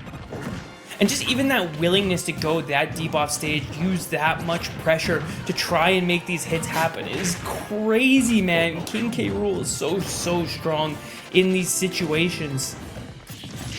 And yeah, already 93% on Linny when what feels like it hasn't even been that long of a match so far. That Leaf Shield not going to be able to protect you from that blunderbuss. And I really feel like 1 good conversion right here from Kopel is probably going to be a stock if you can manage to get a grab or an up air or something. But you know what? Linny, we got a little bit of damage on their own. Still only has Kopel at 65%, and that's going to be a stock off the forward air. And you know what? If you're a Kopel, you have done your job. You've taken out 4 stocks. You've done more than enough to set up your team for victory. And you know what? They might be able to take out another one here. Oh, yeah, they might be. If Kopel takes out another stock, this is over. I hate to with say, all I hate to be the with bearer. all due respect. I hate to be the bearer of bad news, and options do. like that are not how you get it done. The desperation coming out from Linny on the side of Wichita trying to take this stock and Kopel. Yeah. Hey, you wrap it need up. to mash harder than that. You need to. You can get out of that, Linny. And I think, unfortunately, for the side of Wichita, that is very, very hard now, because now you have to come back against a series of players who absolutely dominated you on the back end of things. And is he even going to take a stock, man? Kopel has showed up in a way that we did not expect. No way. No way. Oh, God. Okay, this might be it. Yeah, you don't have enough juice to make it back. That's it. No stocks. No stock lost there for Kopel. No, man! The guy who only took 3 stocks in the last crew battle just 6. doubled it! And that's completely ignoring the guy who took 8. There's not, what do you say, Nurse? There's say- nothing to say, nothing to analyze. That was a body bag. I say unlucky. Yo, Unlucky. GG, shake my hand. Let's Unlucky, go. unlucky. Hey, off the finals. Like, that's like, what do you even say after you kind of get blown up like that? Linny did what they could, had a valiant effort, but just K. Rool being so heavy, it's gonna be so hard to get consistent KOs. And when you're going for desperation, things like that, sure, you can. That we saw at like what 89%, I think K. Rool was at. Yeah, Even if you yeah. landed it, that wasn't KOing. No. So when you're going for desperation, things like that, it's really hard for me to like just analyze the match because you got body bagged. I mean, there's no ifs, ands, or buts about it. That was a 3 stock across the board. Only 1 stock even remained on Copel, and that stock has maintained itself through an additional 3, which means Wichita has to send in either Aaron or Gamer Dog to try and close this one out. And dude, Aaron, I'm sure he's good. I'm sure he's good. He is the Sonic. I'm sure he's good, man. I'm positive that he's good. I'm just saying that tag is amazing, by the way. But he was on the bench for the first part of this group battle. So yeah. And if you're not within the main starting roster and now you're being asked to be a part of what would be a Herculean stock comeback, I mean, it's ride or die time. It's been ride or die time, man. And yeah, it is going to be them Aaron on the Sonic. I really feel like Copel's going to get a lot of mileage out of the crown in this particular matchup. I don't know how much you get. Not many people have K-Rool experience at all, because K-Rool, if you're unfamiliar with Smash, is not a character you see often, if at all. There's like, I can probably count on my hand the amount of K-Rools I've seen, including Copel, do anything in this game, and even less that have done this well with K-Rool in this game. So again, I'm not sure if Aaron has that Sonic experience and has the K-Rool experience and has the online K-Rool experience on top of that. So we'll see. Again, Sonic is a really good Wi-Fi character as well, but I really think that crown for Copel and K-Rool is going to get a lot of mileage in this matchup. Yeah, and the other thing is, if Sonic does not make big plays with back air off stage or spin dash into forward air or the forward smash, again, Sonic can kill a little bit on the later side of things, and we've seen time and time again Copel living to 140, 150, 220%. You just cannot afford to let him live that long. You have to have this calculated aggression. You have to find those moments, because there are openings against K-Rool. You need to capitalize, and if you're Aaron, this one stock means everything. So we're gonna see how this goes, as both players taunt to start the match. The first time we are seeing Aaron in the set, did not play in that first game, like you said, and you bought a really good pointers. When you're not on that, initial starting roster, and you've been sitting around for 30-40 minutes just kind of waiting, you're coming in cold, and to come in cold against a team like Northwood, it's a bit rough. It's a bit of a rough warm-up, I guess, is the nicest way I can say that. Not only is it a rough warm-up, but you didn't even just come in against Northwood. You came in against Northwood with a 4-stock lead. Thank you, yeah. Here we go, that spin dash, not being able to crack that shield of K-Rool right there, gonna have a punish. And you know what, you brought up a really good point, Nurse. K-Rool is gonna give you a lot of openings, but the thing about Sonic is Sonic doesn't really have that one kind of, I guess, explosive move, or like that one really big hit that they can land on you to get good punishes. Granted, this character can punish you really, really well, especially against a heavy character like K-Rool. But since you aren't landing those massive hits, because Sonic doesn't really have that massive hit other than maybe forward smash, it's going to be hard to really get consistent KOs on K-Rool. Yeah, it is. Like I said, the back air, the forward smash, things like that are going to need to come through. And as he spin dashes into the blunderbuss, Copel takes a 7th stock. And we said it as this started, every single person on this Northwood team we have seen take 9 to 12 stocks, Copel included. And so 3, a bit of an underperformance on the run back, saying I'm good for at least 7. Let me see if I can get a couple more. And you know what, man? A part of me... Oh, there we go. Okay, they do take it out with that up smash, but a part of me... Not supposed to be biased, but a part of me wanted to see it. A part of me wanted to see them just wipe out the entire team by themselves, just for the lulz. Because you know what? So good... Sorry, No, I have seen Copel take out 12 stocks before. It's so good who I haven't seen take out 12. But still, Copel taking out 7 right here, only dropping 3, obviously, giving their team a fat lead that I just don't realistically see them losing, especially with 3 juggernauts still waiting. We saw So Good take out 8 last time. Didn't even see Frostbite, arguably their best player along with Sensational. And I think it's safe to say that this one is probably... It's very, very tough. And we're gonna need to see Aaron and GamerDog show up in an almost unprecedented fashion. Because yeah, like you said, if everything goes consistently how it went, So Good needs to take 5 more stocks. That's all that they have left. He needs to take 5. Yeah. Guess how many they took last time? 8, 7? 8. They took 8 on the back of that last crew battle. They can do worse. They can underperform by 3 stocks and still close this one out. Like, that is how dominant that this has been in Northwood. Absolutely showing us unequivocally why they deserve that finals position. And it's just crazy to me that they're not the first seed of this tournament because, man, it's the Quid difference, man. That's Quid. Yeah, if unfamiliar with Quid, Quid is an incredible player in their own right. But yeah, Northwood, they're always my favorite. Every time I've done an A-Star League and I see that name on the school list, I'm like, I cannot ever bet against them. Even if another team has like a player that might be, better than the players on this team, it's just hard for me, quote unquote better. It's just hard for me to ever bet against a team that is just this deep and this talented, where on any day of the week, someone could be the new best player on the team.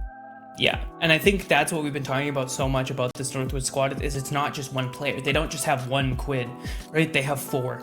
They have 4 players who show up big every single crew battle, and if one is having an off day, it doesn't matter. There's an opportunity for 3 more to be that player that steps up. And so I think the depth of this roster shows why they're so consistent, why they're doing so well in these crew battles, and why they are coming into this undefeated, but not just undefeated, not even pushed to their last player. And it's looking unlikely that Wichita is going to be the team to do that. So Good Pop now is coming out. The Wii Fit trainer, we saw no order changes on the side of Northwood, and the deep breathing is going to be a little bit of an issue for this Sonic. So I'm interested to see how Aaron deals with this, and if it is better than how There It Is dealt with it. And you know what? You brought this up just now, Nurse. I cannot stress enough how crazy it is that they have never been pushed to their last player. Okay, like, I cannot stress, for those who are unfamiliar with the crew battle format, I cannot explain to you how absolutely insane that is. That not one team who've had multiple sets against this Northwood squad have not been able to push them. Okay, so I don't know about the regular season. But in the playoffs at the very least. I'm talking about the playoffs. In the playoffs at the very least. That is absolutely insane. Absolutely insane. But yeah, we are going to be getting So Good coming up next. Again, like you said, no order change. We saw them take out 8 stocks in the last one. I think which still down to 6 now, I believe. Yeah. So like, yeah, hey, we might this might be a wrap right now if they can have a repeat performance. All right, let me see. Doing the data. Okay. I'm checking the data. But hey, either way, man, if it is the case that they've never been pushed to their last player, I would totally believe that. I would totally absolutely. Because even going back to the fall season, I think with the exception of me, I think I did about 3 or 4 Northwood matches last season, and maybe they got pushed to the last player once, and then they went back and then won by like 8 stocks in the second game. Absolutely crazy. And in case you do not remember, Star League runs on Dunkin'. Click the Twitch banner below to find a Dunkin' near you and to get some coffee, a good donut, all that kind of stuff to keep you powered up and powered through the rest of the Star League games that we have going on today. And already 91%. I don't think So Good needs any coffee, man, because Homeboy is on an absolute tear. That was a 0 to death, or near 0 to death to open up this next set, and already 35% on the second. Thought down there was coming. Already 35% on the second stock here. So Good playing out of their mind right now. Yeah, man, I don't know if they need a coffee, but it's hard to imagine they won't be on the way for celebratory donuts soon, the way that this has been going. The 0 to death coming out immediately on the side of So Good Pop, showing us, hey, remember me?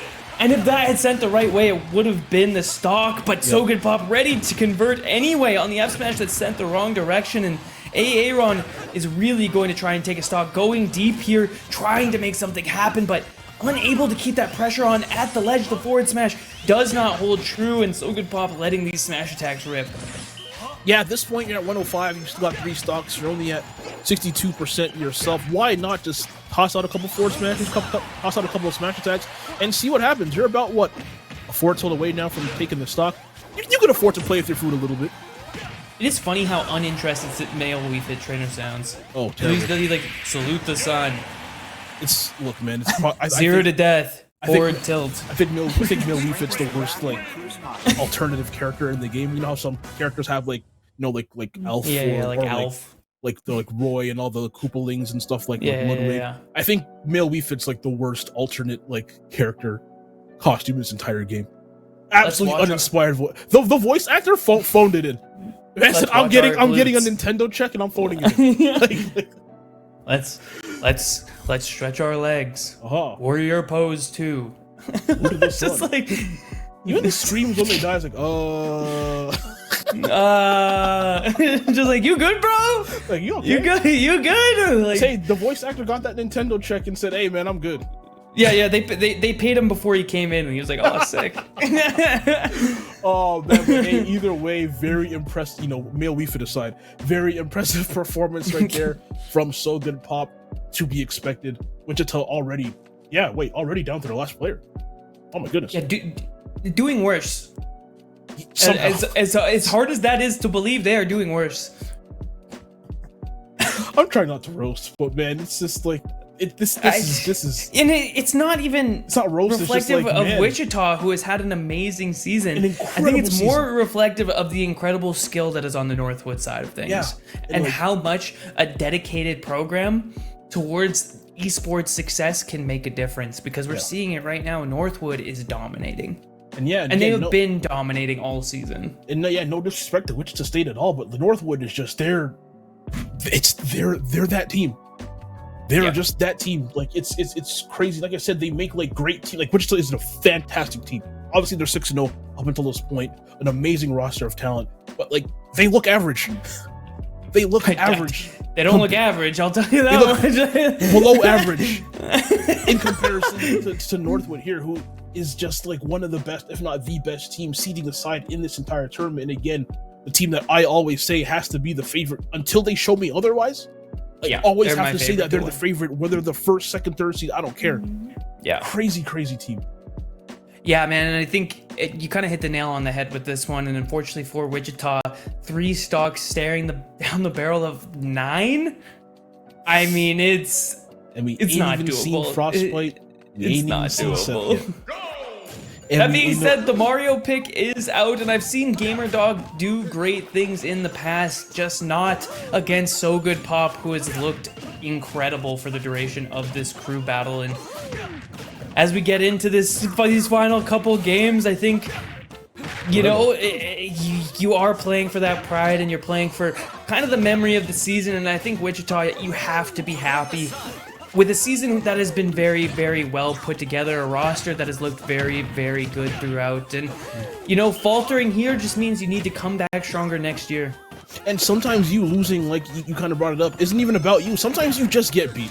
Sometimes a team is just better than you, and it's no knock against you. It's no knock against your team. You could be talented, but sometimes there's someone is just better, and you kind of just have to hold that and accept that. So you know what, Wichita State likely going to go down here in this set unless GamerDog pulls out like the miracle of all miracles. But from them, I can't be upset with how this season went at all. No, absolutely not. As we see 100% right here on GamerDog forward smash whiffing right there for So Good. You know, we haven't seen Gamer really get any of the, I guess, bread and butter Mario combos that were so used to Mario getting instead of that, almost got one right there. But it's been a lot of straight hits, a lot of drop combos, just like that one right there. But hey, either way, still keeping this close so far.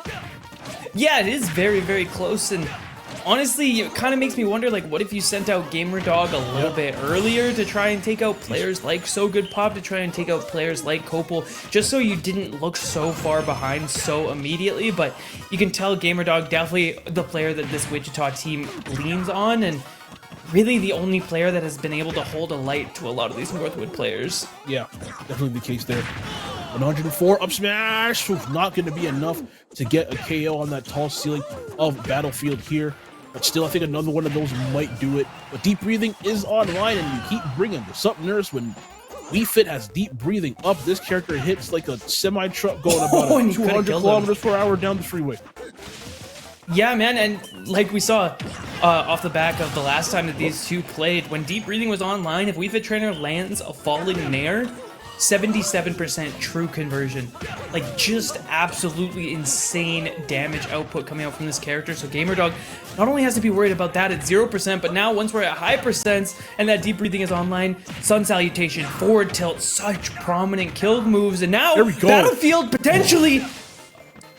I mean, that hurts. Dropping that, but that's the stuff that, you know, you're used to seeing from Mario and such. And same thing with spikes, just like that, putting So Good Pop down. Only a stock that is exactly, what GamerDog needed. And they need to hang on to this stock for dear life if they want even a trickle of hope to get out of this set alive. Yeah, I think you have to try and find some sort of, you know, kind of cringe Mario combo here.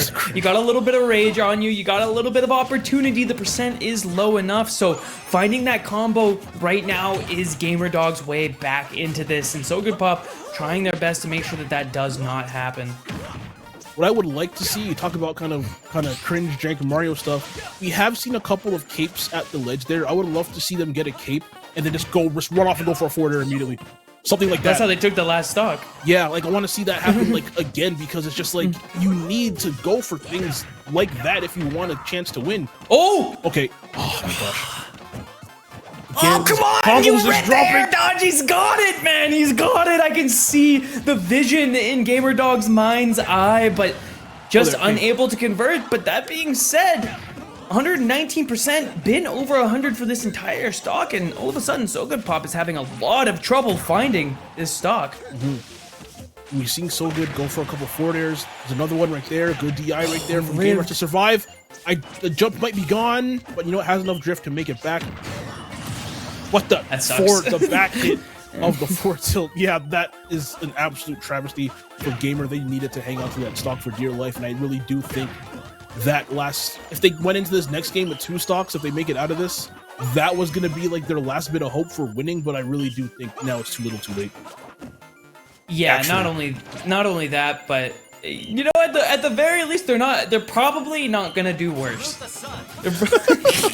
because GamerDog did a little bit better on this end of things. If he's able to take this stock off of So Good Pop, you know, Wichita will not have done worse.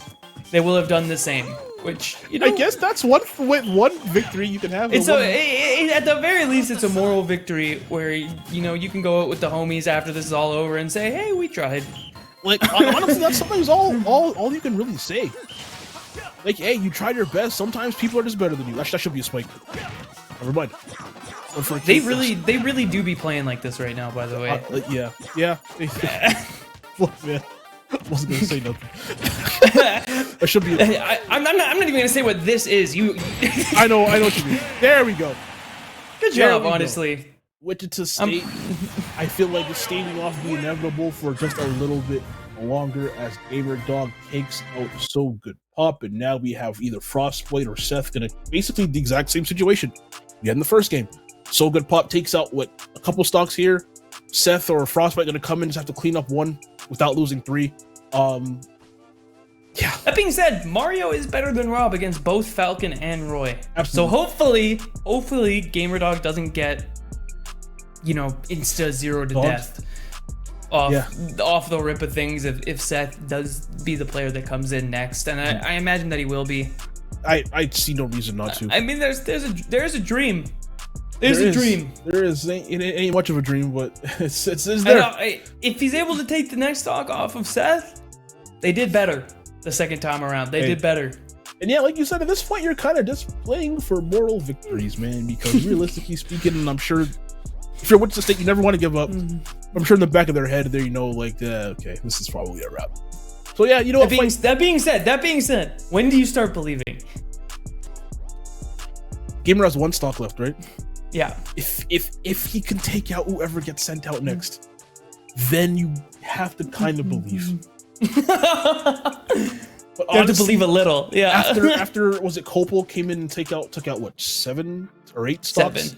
7. I think that's kind of where it's like, okay, let's you stop believing in the let's start thinking about dinner plans, guys. Like, you know. Yeah, I mean, so here's the thing. The last time that GamerDog came in, it was I'm trying to think of how much of a comeback that he was being asked to make. It was a pretty big comeback. Like it was 7 or 6 or something. I don't know.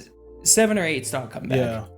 This time when GamerDog is sent in, asked to make a 9 stock comeback. Look, man. It's tough, man. It's tough. Look, man. It's tough, man. Ain't much to say, man.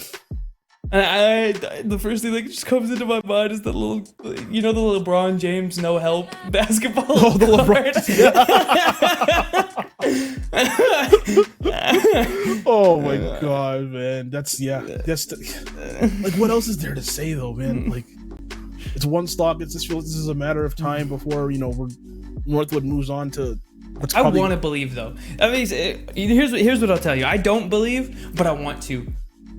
You know what I mean? That is in my heart of hearts. That's where I want to be in my life right now. I want to see this come down to it. I want to see Northwood be pushed. And so, as soon as there looks like there's just a sliver of hope, I'm all in. I'm all in on GamerDog. I need to be, man, because I want to see it happen. Because this would be the best comeback in NACE Star League history. It would have to be.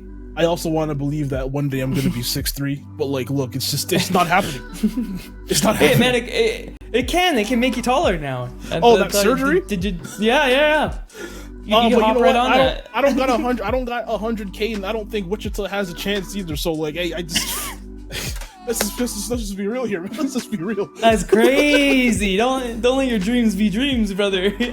Anything's possible if you commit to it. Oh my god, let's just be real, man. This is a matter of time, for being honest. I have 0 hope left. All my hope left when Copel took 7 stocks. That was it. Wrap it up. Come on, man. Come on. Do you have hope, Nurse? This is yeah, just like a little bit. I don't believe you. Your voice went up like 5 octaves, man. I don't believe you. Like a little bit. I don't believe you. GamerDog's real nice with it. He is. Hey, look, GamerDog is fantastic. I've seen GamerDog do some great things. That's what I'm saying. I've seen that guy make the world happen. I've seen it with my own eyes. I'm asking, but now we're asking you to be like 2019 MKLeo, and I don't know, man. There he is, GamerDog, man. I don't know, man. Yeah, even MKLeo isn't 2019 MKLeo. That's what I'm saying. That's what I'm saying. Oh my gosh! Again, it's like you can do it if you do get some jank stuff. Because what we got left? We got Seth with Falcon. Yeah, 2 fast fallers. 2 fast fallers. Yeah. So like, look, all you need is a couple good conversions, and honestly, 2 or 3 really incredibly well-timed capes against both Roy and against Captain Falcon, and like. There is hope, but it's like we're asking you to jank out 6 stocks in a row without losing 1, and it is going to be Frostbite and the Roy. Yeah, we're asking you to jank 6 stocks without dying. Like, you can't really play a fair game here, or you're going to lose. You have to go for cheese. Hey man, crazy things happen all the time. There was a Japanese tournament that happened just yesterday, where 11 out of the top 16 seeds were in losers before top 48. That's Japan's a place. It's a different region, man. For Japan's sure. not real. Japan's not actually a real place.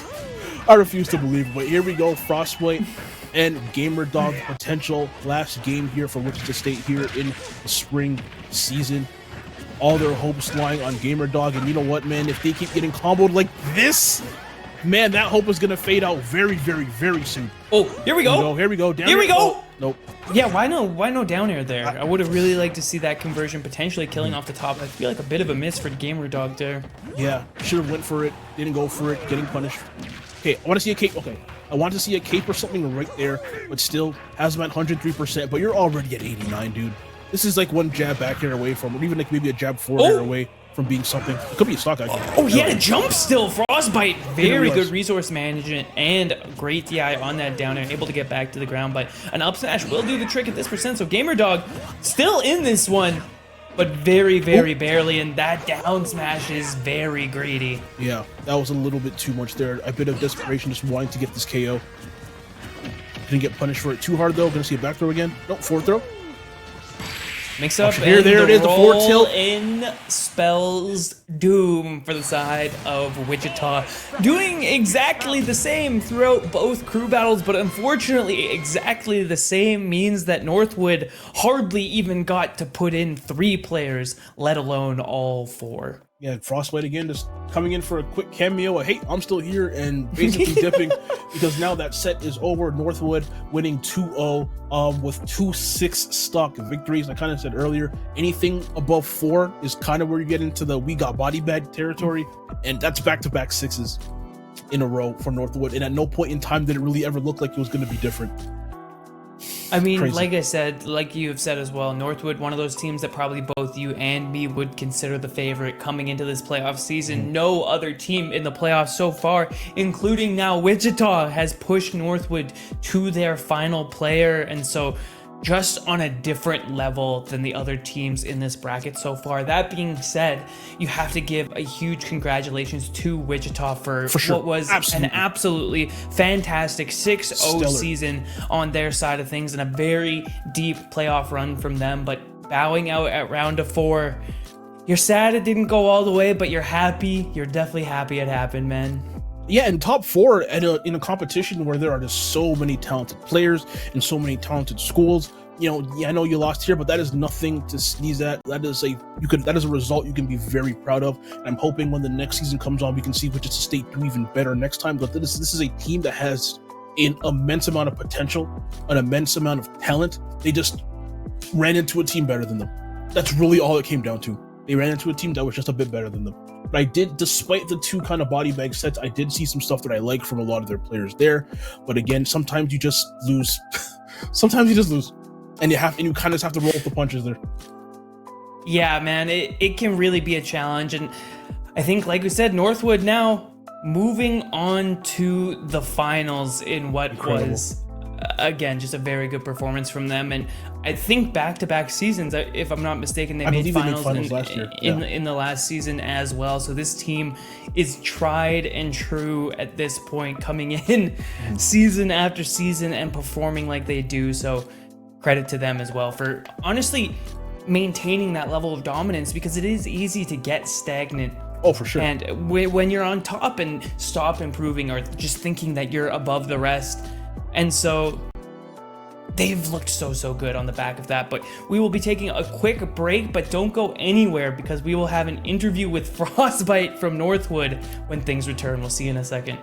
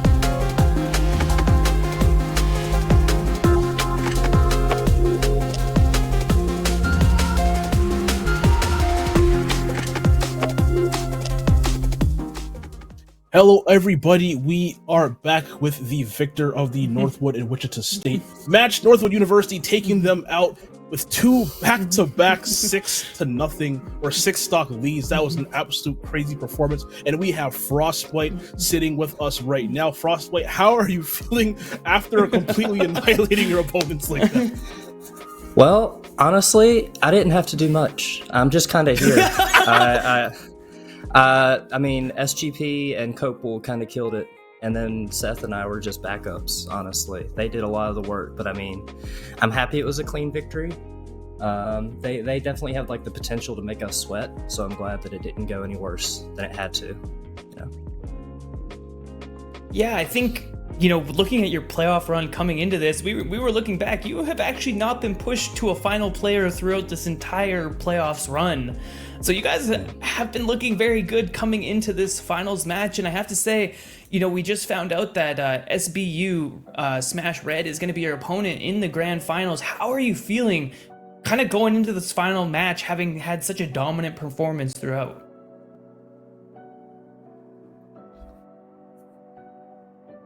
Hello? Oh, I'm sorry. Yeah, we can- Hi, I think you're back. Did you that. miss what I said? Yeah, I did. I disconnected. I'm sorry about that. No, totally fine. I was just saying, you guys have had such a dominant playoffs run. You guys haven't been pushed to your last player yet. And so knowing that now SBU Smash Red is going to be your opponent in the grand finals, how are you guys feeling after such a dominant run running into that team now? Honestly, I mean, obviously we feel pretty good. I think that, I mean, all of our guys were really... And we're always ready to crew battle. Like any one of us could take like way more stocks than we're expected to. We just have like a team comp that really like lends itself to that. So I don't think we're gonna have too much to worry about. But you know, maybe offline, you know, the stress might get to us. It might be a little closer. But I don't really see a world in which we don't win. But obviously anything could happen. You know. I'm absolutely loving the confidence. And my last question for you is, after again just steamrolling your opponents like that, is there anything you can take away about how you could have, or you or your team could have improved after again completely decimating your opponent like that? Oh, absolutely. Like, even you can find practice against like anybody. But when it comes to crew battles and stuff, I feel like regardless of how we do or how well we like play against them, our players can get a really good feel for how much we're actually comfortable with the matchup in this day and time. And if there's a couple of things that we need to clean up, like if say we get like a 2 or a 3 stock, but we do find ourselves getting hit by like this one option more often than not, there's always something that can be worked on. And you know, drafting for crew battles is like not a solved science, so we're always working on that with every crew battle, trying to send in a better pick, what the best pick here is, what the worst pick here is. You know, we're learning about that every single day. So. And I think that speaks to what I was talking about kind of before we went to break, was you guys have been on top for quite a while now, and you have not stagnated. You've found those opportunities to improve, and you found those opportunities to maintain that presence on the top instead of stagnating when you got there. So I think that's something that has been so impressive about this Northwood squad. I think that's about all the time we have for today, but thank you so much for joining us on the back end of things, Frostbite, and good luck. I know Northwood is going to put on a hell of a show once that grand finals comes around. Yeah, I'll see y'all in Indy. Yep, congrats and good luck, Frostbite. Yep. So that was Frostbite from Northwood University, who we just saw take out Wichita State, punching their ticket into the grand finals. Who I believe is what, SBU you said? Yeah, SBU Smash Red. SBU Smash Red. That's going to be a fantastic set for everybody. I cannot wait to be able to watch that one. But again, that is all the time we have today. Nurse, this was fantastic. I love being able to cast with you again. Can't wait to eventually be back. Hope you had a good time too, everyone at home watching. Absolutely. It's always a blast getting to cast with you, Mies, and I hope we get to do it again. Honestly, I hope we get to do it again in person very, very soon, because it has been very, very fun every single time that we've got the chance. That being said, we are done with Super Smash Brothers for today, but don't go anywhere, because after this next break, there's more NACE Star League action coming up, and you won't want to miss it. We'll see you then.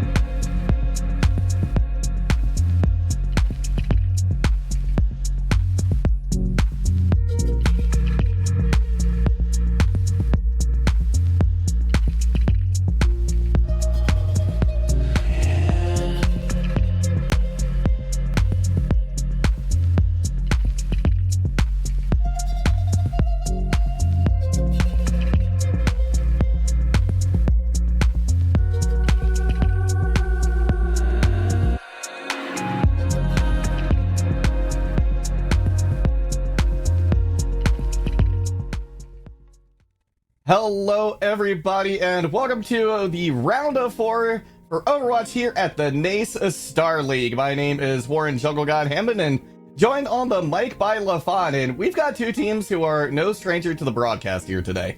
I mean, we actually had one of these squads on the broadcast yesterday, in fact, right? So they are double dipping in this particular weekend. But across from them, across from Blinn College, there will be Boise State, a team that is very familiar to NACE viewers after last season, especially. So a close game, right? Expected here from these two. It certainly is. I mean, Blinn has been an absolute powerhouse across the course of this season, and Boise State, they're going to be the reigning champions from the fall semesters. So looking to defend their title here today. Only one team, that will be Blinn College, separates them from taking a trip back to the grand finals. But let's take a quick look here at the lineups for each of these squads here today. I mean, no surprises into the score lines, coming in 7-0 across the board during the regular season, and obviously undefeated in the playoff bracket as well to get to this point. Single elimination, of course. Let's take a look at Blinn College first, because this is a team that we've seen, as I said, a ton over the season. This has been, we've talked to their coach multiple times, hyping up their backline, and I think well-deserved. Hutch and Knuckle Bunny specifically, I think elevated this squad to new heights, and clearly challenging to, try and make a playoffs push here. Yeah, they absolutely did. They've been a huge part of the success that we've seen over the course of this spring split. But Boise State as well, no real surprises here. Of course, Matt Merck going to be holding things down in the tank role. And this was a squad that I think was coming into as well the grand finals in the fall. Maybe the underdog, but they proved themselves to be not that at all by any stretch of the imagination. So excited to see what this matchup is going to bring to us today. Yeah, certainly. And I mean, we talked to obviously the interview yesterday with Blinn, with the coach of Blinn, highlighted the difficulties that they were going to expect with this game specifically, right? They knew they were playing Boise. Kyle kind of highlighted the fact that this was going to be one of their toughest games that they kind of expect to have. And I think they firmly believe that they can take the victory. I don't think they're under any doubts as to what the difficulty of this game is going to be, but I believe that they believe at least that they have a very real shot of taking down Boise State. And with how Blinn has performed over the last couple of months, it's tough to disagree with their assessment, right? That they've elevated their gameplay forward and have shown so much variation across the board that I think that they are a team that no matter what you're kind of forcing them to kind of switch to, they're going to be able to dominate. Keep in mind, yesterday in the round of 8, right? This is not these are not easy games. They came in 3-0, a dominant showing, a very, very quick game. And I think, this is going to be the true test for them trying to get into those finals playoffs. I think you're absolutely right. And if they come away with a win, it's going to be very hard fought here today. I'm anticipating a close score line in each of the maps we go to, maybe even a close match score overall as well. Because Blinn College, in addition to being, I think, one of the top performing teams in this spring split, this has been a team that's just seen a meteoric rise, I think, this spring as well. And like we said earlier, a lot of it due to, I think, that backline, Hutch and Knuckle Bunny. So can't wait to see how this is going to stack up against the Boise State squad. I think if that backline for Blinn is allowed to do what they need to do, then it's going to be a very tough time here for Boise. Yeah, certainly. And for Boise State, the truth is, coming into this as the defending champions, as the team that has kind of been sort of the marker, they are the favorites here, right? They kind of have to be. They haven't detracted, they haven't really subtracted from their roster. And it now just gives them the wealth of experience that perhaps prior they were still developing and building. So for Boise State, this is kind of business as usual for them. Blinn will have to really come out and try and be the surprising upstart to try and take this game away. And they're going to try and start it here at Antarctic Peninsula, not a spot that we normally see ourselves going right off the bat. So this is going to be very exciting, because this is a map that we really don't have as good of a read on as some of the others. We'll have to get a sense of that. Yeah, the head-to-head now, Ramatra via Ramatra, we've seen a lot of it on this map as of late. We actually saw it yesterday, in fact, so not really a surprise when Blinn is in the conversation. And Jinja, speaking of, trying to get immediately into the back line, but Immortality Field already forced from Blinn. Yeah, and it's unfortunate because as well, Hutch has gone down, so there's a big part of that. Half of that back line is gone now, so Boise State just taking care of business as usual, cleaning up the rest of the kills and taking first possession. Nice little cleanup. Obviously, the flank play there from Matt Merck, the Tracer. The difference here, obviously, Blinn is playing a sort of front-to-back style, by which I mean that they're going to play their DPS in a similar position as their tank. And then Vader perhaps taking an off angle. They're going to actually eschew that completely now as they go over to the Cassidy. So expect to see continuation of that. Blinn playing very close to each other. Matt Merck going to continue to try and roam and just put pressure from alternate positions for Boise State. Well, the pulse bomb goes out. It is going to be a whiff, but the focus fire is there from Matt Merck, who's been able to take down Hutch as well. Got their sights set on Vader, who doesn't last too terribly long either. So Blinn is going to be forced to back out once again. And unfortunately for Blinn, they're playing a slow composition where they want to really focus down sort of the tank line here, isolate the healing from clear, and then play into taking them down. But Matt Merck single-handedly, frankly, is pulling so much attention away on the backline side that Blinn cannot execute their plan as warranted. So now they're going to take a far rotate over to the outside just to kind of set themselves up in position. Matt Merck continue to make that difficult until taken down. So first opportunity really for Boise State, for Blinn rather. And it's going to be a nice May wall as well to try and isolate clear. They're going to be forced to use their ultimate, but just going to respond with one of their own. Vader's able to find Chosen, so that's considerable amount of the heals down. Bagel with just a sliver of health. Now Plato able to get one pick, so this is not over yet. Boise State is not going down easily, and especially considering Matt Merck is back now with the sound barriers in as well. Hutch is forced to use their amplification matrix. Knuckle Bunny responds with a sound barrier of their own, but still the damage is coming in. Vader and Hutch finally are able to get a couple of kills, slow things down here. The point has flipped and the fight will eventually go their way. Man, that was so expensive for Blinn College. Unnecessarily so, too. The blizzard was just not well timed. And with that, you normally would expect to see the quick elimination of clear off the back of that. But not frozen meant that Blinn had to invest so much more. And now all they have is the Deadeye, right? And it will buy some time, sure. I don't know that it'll win a fight for you, especially with Chosen being able to take position up on the objective and use this Ant Matrix to just pump damage into the backline for Blinn. Oh, wow. Chosen is deleted, though, by Vader almost immediately. So that amplification matrix, the heals will not be going through it. So Boise State having a tough time staying alive. Matt Merck actually dawned to a sliver of health once again, but it's going to be able to heal back up as they disengage for a moment. But now Clear wants to try and push back in. You have to reset. Boise State have also decided to mirror or near mirror what Blinn was running. Now they have Matt Merck on the May. And without a May of their own on Blinn's side, all of a sudden this gets a little bit more difficult in that head-to-head. Yeah, Vader isolated, eliminated, and Boise State down a player, Blinn down a player as time kind of expires for them here. Yeah, Jinja is getting very close to another annihilation, but Clear is hot on their tail as well. Immortality Field has to come out in order to save Jinja too. A Dragon Strike is going to be thrown through now. Chosen has found Jinja, so that's going to be a huge blow to this squad, especially considering the point is already flipped back over, and I'm not sure if they're going to get back for a contest. I mean, it's just Vader here, and it's Cassidy and a Lucio versus the world. Knuckle Bunny not even going to get to the objective. And that'll be it. Round number 1 to Boise, who play the chess match of the sort of hero switch exquisitely there. And Blinn don't really have a response, right? It's kind of tough because the style that Blinn play in this first game, right, or in this first submap, is about getting your tank into position, trying to isolate the resources of your opponent. And unfortunately for them, Clear just kites away the Maywall time and time again, and a really fantastic job of the tank player to deny value to basically 1/3 of the team of your opposition, and just make it so much more difficult for Blue to get in. So really well played by the tank of Boise State.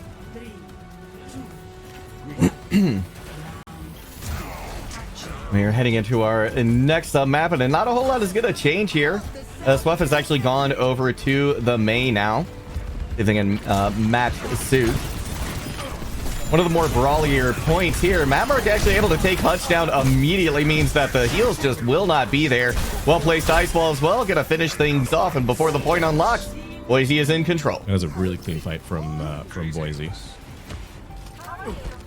probably the cleanest we've seen from them actually in this entire map. No skirmishing whatsoever. Blender can make some big changes actually. Go for the Ana here instead. Yeah, the nano boost that you can put on Annihilation can be absolutely devastating. So I'm anticipating that coming out once we see Jinja get close to that ultimate. Sweat is gonna find a Plato, so it's an opportunity here for Blinn to try and move in. They're not gonna have to worry about a lot of that damage coming in. The one hit potential is still there though with Matt Merc. They do give up the point. They're gonna have to do that and just back away and regroup. This is one of the things about having the Hanzo here is you can take a pretty safe off angle and catch a player out who's not expecting it. Plato does that and technically wins the fight. The Boise State have been hanging around this objective and Swift does not respect it at all. No, Knuckle Bunny just gonna try and provide some support there, but get caught out as well. The point flips back over, but a nice quarter of it completed there for Blinn. I mean, sure, they get some percentage, so perhaps in a final fight scenario it might make sense, but truly, Blinn don't get any value from that. They don't have really many ultimates coming in play. They're going to walk into a blizzard right off the rip, and I mean, Boise State are in position to really put a final fight territory off this single fight if they can kind of extend it a little bit longer. So sure, it just Blinn caught unaware a little bit in that situation, something that is somewhat uncharacteristic of them. Yeah, that's very true. That's something we've seen from the sleep dart is going to Mitch, so Clear is able to take down Hutch. The point briefly flips over to Blinn, but Boise State able to keep it under their control. An extra, what, 4%? So not really a big difference maker there. This is critical for Blinn, is that they lost that fight so very swiftly. This allows them a second fight, essentially, where they have some resources. It'll be blow for blow in this next one. As I think, you know, Blinn will kind of want to force this one back in their favor. Boise likely to open up with Annihilation, but it really is going to be about how does Blinn respond. Plato actually throws through a Dragon Strike to see if they can separate some of the team. And it's going to be a Hutch kind of caught behind the May while the Blizzard does come out. So Jinja able to finish up what Vader has started on the Hanzo. An excellent play there from Blinn to retake control. Must-win fight for Blinn in that situation. They spend a pretty decent amount, right? You know, and then into the Blizzard and Annihilation. I will say this is now going to be a bit of a dance for Blinn specifically because they don't have a lot of area denial aside from the Dragon Strike, right? You're going to use the sound barrier as a sort of a contest against the Annihilation, but it is going to be mirrored, so that's sort of a wash. Now it's really about how well can Vader control space with this Dragon Strike. Gonna throw it out immediately. May goes into their ice block. Gonna be blow for blow, so one player down for each side. For Blinn, they're able to get the sound barrier up. Bagel unable to get that on the other side for Boise State. So Clear goes down relatively quickly. Caught out trying to get a little too aggressive. Emmerich does find Hutch, so now the heals for Blinn are gonna be left wanting a little bit, but they're still putting the pressure on. Plato comes in back though and is able to take out Swept. Gonna be a huge pick, and they're still waiting on Hutch. Point still being under the control of Blinn, but it's not gonna be for long. Nice pick up here. Claire has made a change over to the Winston to get back in time, but now it's a little awkward for Blinn. It's sort of a last-ditch effort trying to reapproach the point. Ooh. They'll have to go into a blizzard as well, and I mean this is looking like kind of lights out for Blinn College on map number 1. Yeah, we do have the last moment touch here by Jinja to activate overtime. Dragon Strike thrown through by Plato to try and section off some of that point. They're able to pick off Jinja on the Wrecking Ball on that recontest. It's going to be just staggers coming in here now. If Swift can get back with a blizzard, there is a potential for something to happen. But Mammerk has one of their own, plus the amplification matrix for Boise State. It's going to be very, very difficult for them to make anything of this. May does get here with the ice block. They're just off point. They come back out of it to try and contest, but the picks still come in, and Boise State is going to take the first map. Nice commanding showcase on map number, or on stage 1 of Antarctic Peninsula by Boise. A closer round by Blinn in the chaos on Icebreaker on that second stage, but in the end, not enough to get themselves a round, and the map will of course end with Boise State up 1-0 in this series. So a good performance, a good start here from Boise State. Expected, I think. but not enough yet to kind of determine a victor. We'll have to head to map 2 and beyond. Obviously, Blinn gets their map selection for the first time, I believe, all season long. And we now get to learn how does Boise State, or sorry, how does Blinn approach this position? Because I think a little bit awkward that they don't really play the style that they want. They're not afforded that space and time. And I have faith that this team is so strong that they're going to be able to make that adaptation. The question is, which map do they take us to try and make that look happen? Yeah, we are going to be going to hybrid next. So a lot of choices. Kings Row, of course, going to be the one that we head to almost every single time, but I wouldn't be surprised if we're going off script here today. I mean, one thing that I think we've talked about over and over again is the fact that Boise is just absolutely tremendously dominant on Kings Row. Still having taken less than 10 losses over the last couple of years, I think, on that map. So Blinn College, who I think is they always do their homework. They know about their opponents when they're coming up against them. I don't think we're going to see that map next. And in fact, we do have the pick coming in. It is going to be Paraíso. This is an interesting one because I think, well, we haven't seen this map a lot. Obviously, in NACE, we haven't seen this map a lot just because of the way kind of collegiate selection goes. But for Paraíso, one of the things that we have is we haven't seen this happen in this patch just in general, right? I don't know that we've gotten much professional play on this hybrid map, and that also means that I think there's a little bit of homework that needed to be done. You highlighted Blinn, of course. Boise not really that far behind in terms of preparation. So the question is, do we go to a mobility? Do we go to dive? Here was something that was pretty prevalent at times on the first point, especially, or does it continue to be a brawl? Antarctic Peninsula plays very favorably to the Ramatra. There's a lot of off angles you can kind of hold. There's a lot of places you can set your DPS up where they're safe but still provide pressure.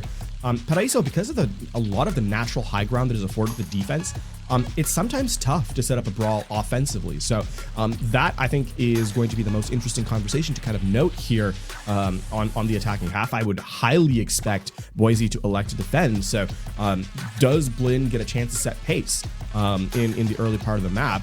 And if so, what composition do they kind of roll out on? Something that we have yet to really determine in the current era. Yeah, I think there's a lot of choices they could make here, but again, like you said, just given the prevalence of the high ground, I mean, on streets as well, right? I mean, it's so narrow, and you're just being looked down upon by the defense constantly that you have to come up with a way to contest this high ground, right? And it's just going to be so slow and clunky trying to do it as a brawl. So I wouldn't be surprised if we do see some kind of a dive approach coming out here. We saw a tiny little bit of it on Antarctic Peninsula, but more so just to kind of contest the point at the end. I think this will be our first opportunity to see a true dive come out from either of these squads. But there's a lot of ways you can take it. I mean, even poke works here as well. You can just kind of back up, and if you have the high ground, especially on defense, you can back up and try and maintain that while you win the fight. Indeed. A chance to... I think the other thing too is we saw a really chaotic approach in map number 1, really fast-paced. Part of that is obviously control, right? Plays that style pretty favorably. But does that slow down once we hit to Paraíso is the question, I think. You talked about sort of that flow of the game, right? Backing up from damage or trying to regain position, that momentum. On slower maps, that ends up being a bigger deal, right? You don't have a lot of time to kind of waste because of how slowly the fights happen. So that also is kind of a critical component of that discussion. Interesting to kind of note at this stage. Yeah, that's very true. And if you're on the attack, you want to try and push that tempo, right? Because it just does take so long to get into the positions that you want to be in if you're not on something like a high mobility composition. So Boise State will in fact be starting out on the defense here.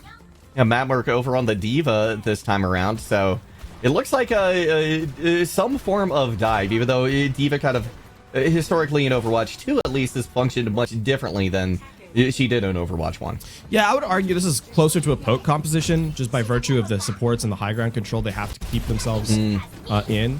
Interesting that Swap is going to use a Torbjorn here on the offense. I mean, really good at sort of putting pressure on Tracer, but the thing is that Plato will have control of this game because of the fact that there's no one to really contest them in sort of that medium long range plays where the hit scan likes to play.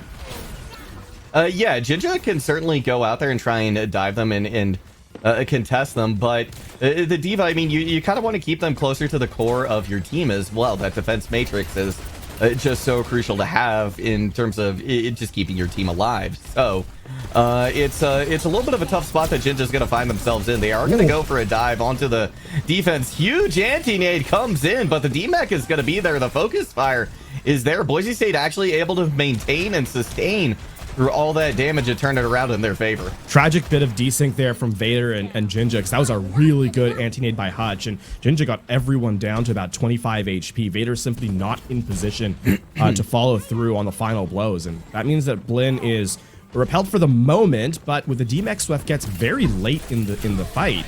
I mean, Boise are not yet comfortably ahead in this engagement. No, they're not, especially considering 2 players are down now. Blinn wasting absolutely no time making this happen. A nice pulse bomb stick from Vader as well. They have opened this wide now, and Boise State going to be forced to give up the point. A little too casual of an approach from Boise on that one. They do not respect Swift's lethality. Matt Merck certainly doesn't, and the D-Mech kind of sets the stage for all of that. Another great anti-nade from Hutch in the backline. And, you know, that just opens up Vader this time. This time the sync is there, in fact. Wow.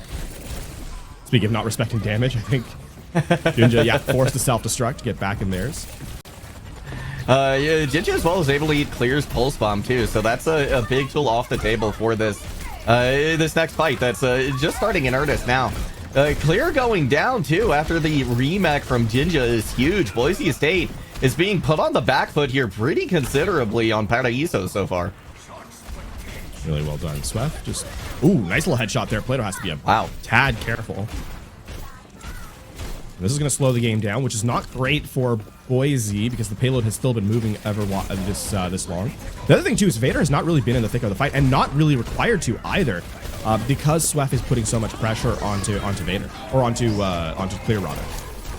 Molten Core is going to draw out the Transcendence. Bob is committed by Plato, but Plato's forced to back up once again, and now Matt Merck trying to put some pressure on the high ground here, but now with Bob gone, Blinn is going to be able to push forward a little more aggressively, and we can see Jinja trying to contest this high ground. They're putting some pressure now on Bagel of the backline, considering that the Transcendence is gone. Clear does find Swift in the mix of it, which has gone down as well, so Boise State should be able to hold here, at least for the time. Yeah, it did cost them both literally 3 resources there. So they get a little bit fortunate in terms of the pickoff there. I think Vader just overstays their position a little bit too long, and they're able to be kind of run down by Matt Merck. It starts a snowball effect. This, though, is a really good position to be in for the defense. We talked about the high ground at the top of the map. It showcases its face here. Every time, you know, Blinn, as they try and approach the engagement, look how they're sort of looking at their opponent. It's all low ground to high ground, and it takes so much work to clear that because of the natural cover afforded to you defensively. So, it'll be an interesting approach, and it'll be delayed a little bit longer. Knuckle Bunny was taken down by Clear in the meantime. Should give time for, well, I was going to say, should give time for Vader to get their recall back, but instead Matt Merck calls them on staying a little too long. Swift is going to fall as well, so these huge staggers are really detrimental to Blinn.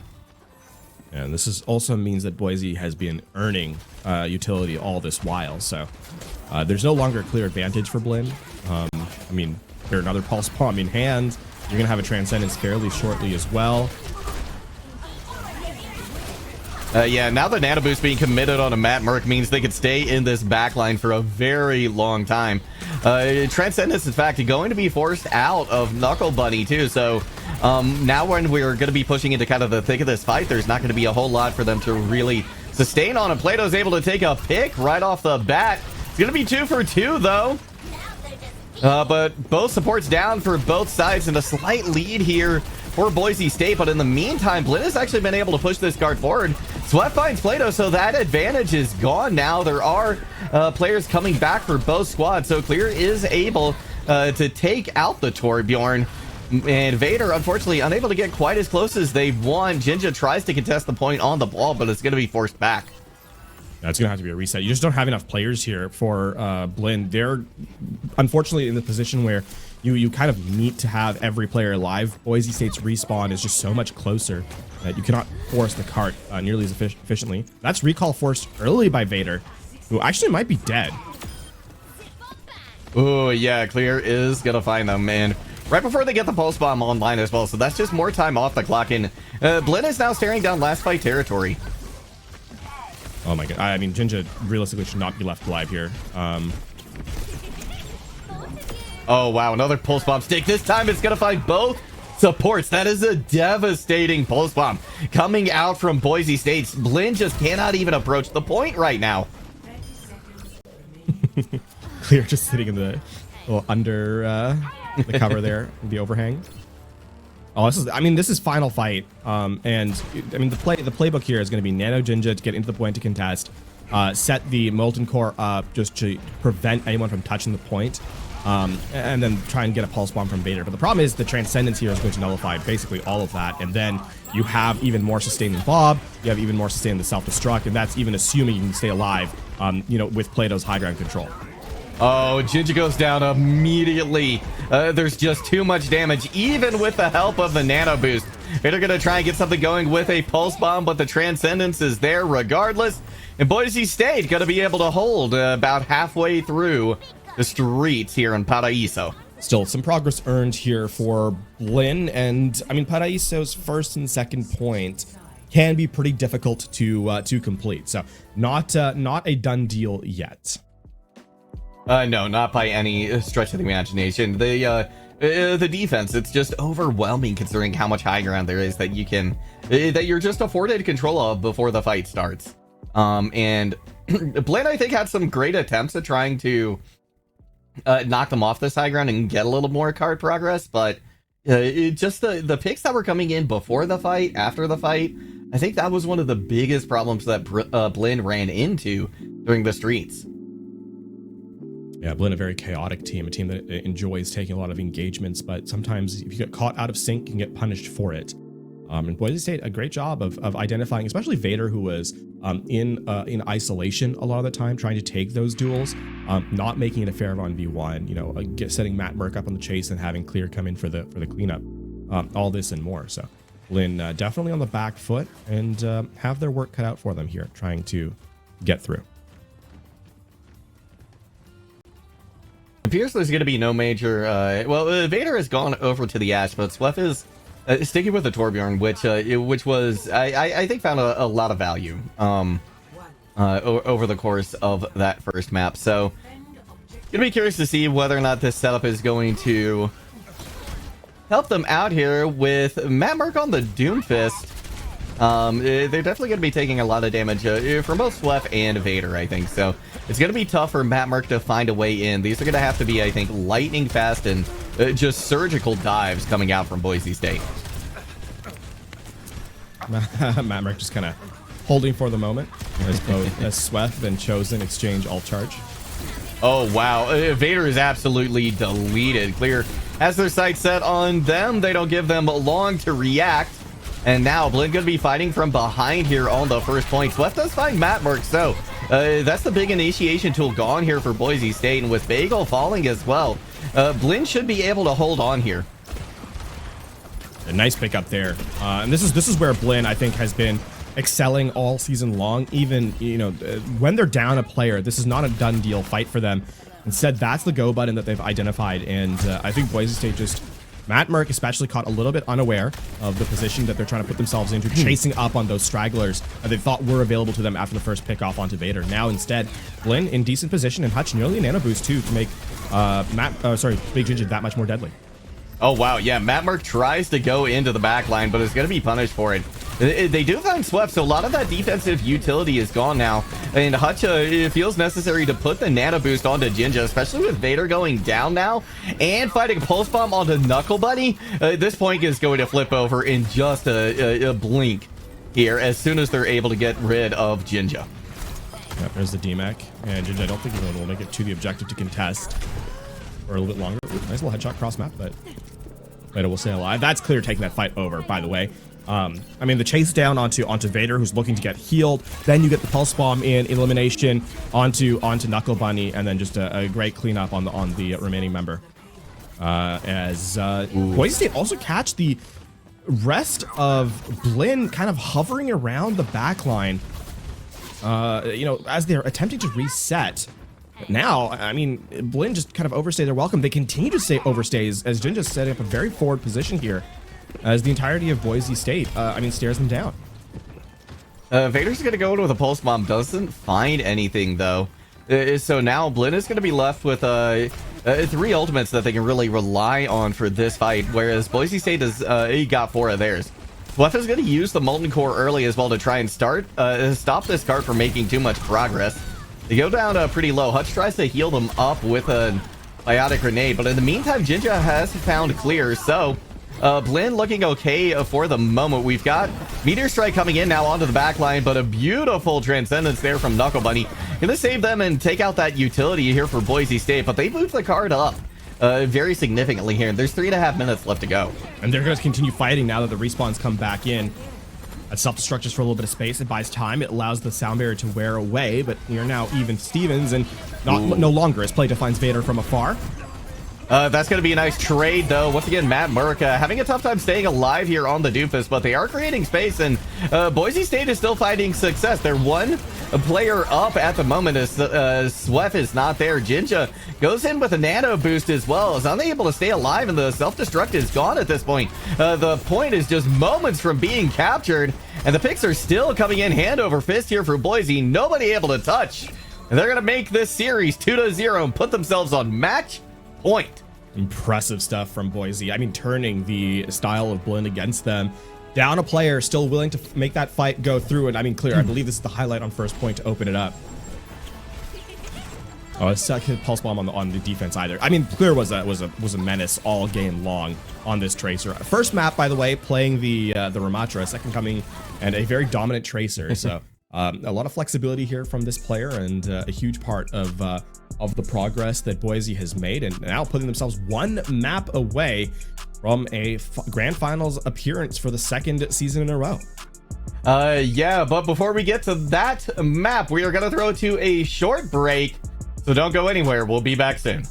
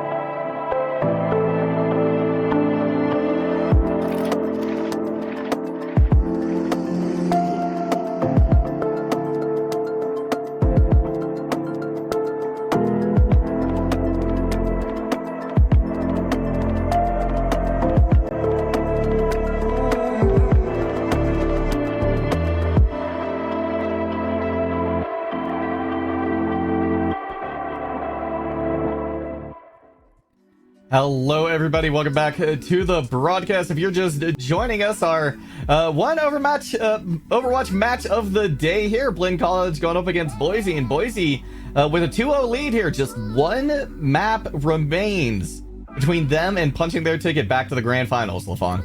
Back-to-back appearances from them it would be as well, right? Having won last season's scoreline. So the defending champions looking to try and make it 2 for 2 as we get set to try and go into map number 3. Will be Escort. But before that, a quick shout out, of course, to our sponsor here for the Naystar League, Mavix, an official partner of Naystar League, featured on as one of the most comfortable gaming chairs on sites like Tom's Hardware and Tech Radar. Click on the Twitch panel below to get $55 off your next purchase. Mavix, the future of gaming. Yeah, and this is an absolutely phenomenal chair. They sent us sent me one, and I immediately swapped it out for my old one. It is by far the comfiest gaming chair I've ever had. It's got so many cool and unique features. It's a mesh chair as well, so it's very breathable, helps keep me cool because I run hot when I'm gaming. It's got a wider seat, adjustable recline. The head support as well is fantastic too. Very, very comfortable. So highly suggest anybody out there looking to pick up a new gaming chair, check out Mavix. You will not regret it. Indeed, indeed. Of course, a big thank you to them. But now back to the action as we get set for Circuit Royale for our third and honestly potentially final map here at the semi-final run. Blinn College, unenviable position of having to reverse sweep their way to keep themselves alive in the single elimination bracket. And I mean, it is their map selection, Circuit Royale, but I will say, having seen Blinn over the course of this season, Circuit Royale has been an interesting one for them. They don't run double sniper here very frequently, right? Oftentimes going for a more brawl heavy style. Even though they still run the Sigma, they'll often bring a Cassidy, a lot of mid-range damage rather than that expected double sniper that we've come to expect or come to see on Circuit Royale. And now the question is, how well does Boise, what is Boise's opening here? Do they run the double sniper, or do they try and play on Blinn's playing field and try and beat them in that sort of mid-range head-to-head? Yeah, because I imagine once the distance gets closed by Blinn, they're going to be at a little bit more of an advantage, right? And I think that's going to put a lot of pressure on the tank as well. So it'll be interesting to see how they manage that, right?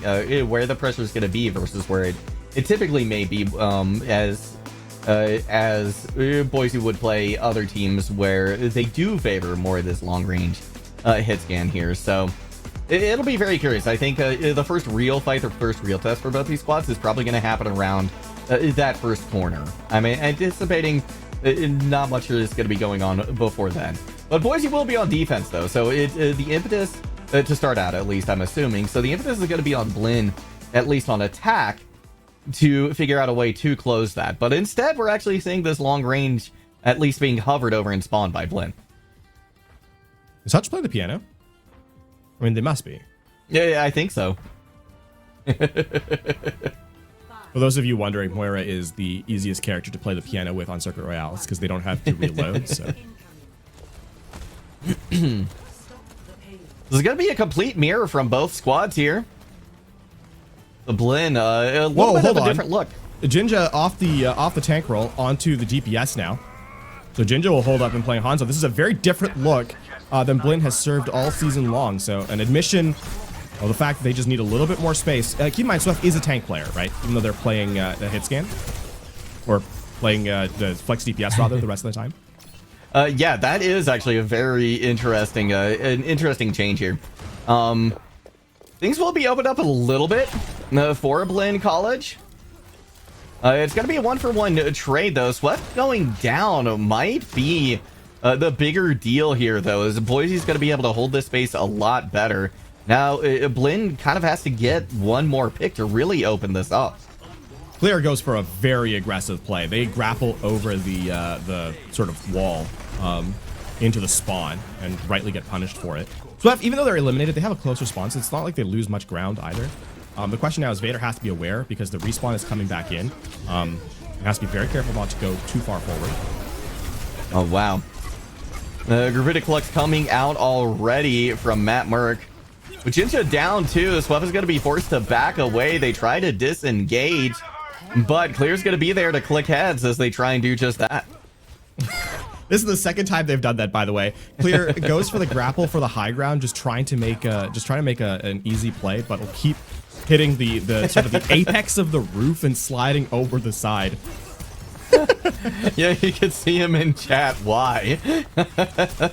Yeah, that's unfortunate. I mean, it's you're Widow, you're stuck. What do you do at that point? But that means Blinn can get a bit of card progress here. They're going to use the amplification matrix from Hutch too to force Boise State to kind of concede this corner. But a beautiful Dragon Strike coming in from Plato, going to open things wide and give the advantage back to Boise State.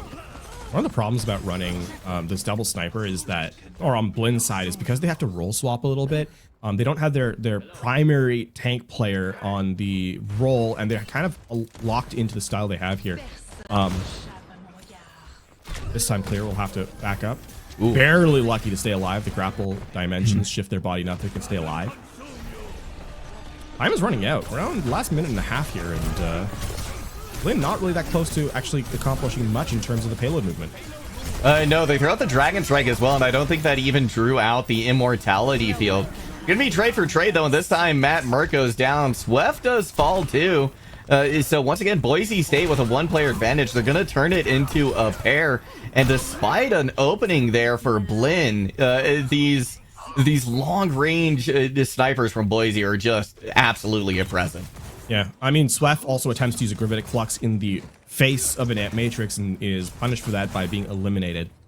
I mean, Boise State have put themselves in Final Fight territory. It's Amp Matrix, that's it, that Blinn have for them. Boise State, in what is, like, I mean, their last win required to move on. A very dominant performance. They're going to start to open up here. They forced Transcendence. Actually, no, that was Bagel who transcends in the spawn room, rather. So they're getting a little bit creative even, and it's still not really costing them. No, it's not, and there's so much damage coming into the side as well. Hutch does eventually find Bagel, so now Boise State might be forced to back just a little bit. A Dragon Strike goes through and does a lot of damage. In addition, it clears the way for a couple of picks to come in with about 5 seconds left to go. There's nobody left on the board. We've got one player from Blinn contesting the card, but I mean, it's so close. Jinja tries to go in on the Sojourn to touch point, but Boise State is going to get a very, very strong hold here on first. And now Blinn has to, on what is their season's line, have to essentially get a close hold on a map that is not known for that level of spacing. Yeah, that's very, very true. I mean, I think the car might have made it up towards the bridge, kind of that first corner. Or rather, I guess the second corner, really, on first point. But that is, I mean, that's one fight. I mean, that a lot of teams just give up that space even right before taking an actual engagement. So this is going to be very tough for Blinn. Well, I mean, this is where they have to dig deep and kind of play their heart out. When you have this is the last opportunity for you. Last chance. Boise State, again, as you said, one fight away, realistically speaking, from their second championship appearance in 2 seasons. And yeah, there's that acknowledgement. You have to play brawl. You have to play close. Yeah. No choice whatsoever to the contrary. Yeah, Swift going over to the Ramacha. This will definitely cause Matt Merck some issues, but I mean, if Plato and Clear can continue to find success, then it might be a moot point. If they're able to kind of pick apart the pieces around Swift, then yeah, it's going to be very, very difficult for him. They do go for this close hold, so the brawl's going to start right off the bat here, but Jinja goes down very low, and I'm assuming forced to translocate out as well, so this hold's going to be a little bit tougher now. With Clear finding Vader, a lot of the damage, I mean, Jinja's going to be in and out. That is not consistent damage that you have going in. Sweff is forced to back up now. They do find Plato. Mortality Field has to be used as well, and everybody going down incredibly low. Matt Merck still holding on strong. They've got plenty of health to push in here. Hack does come in onto him, but it's only going to slow him down for a moment. In the meantime, Clear goes very low. Jinja does find one, but Swef is down. That is a huge boon for Boise State here. And I mean, look at how close they are to a Gravitic Flux as well. And it's now just Jinja contesting on the point. Discovered and not able to contest. They'll throw their body at the point, but it will not matter much.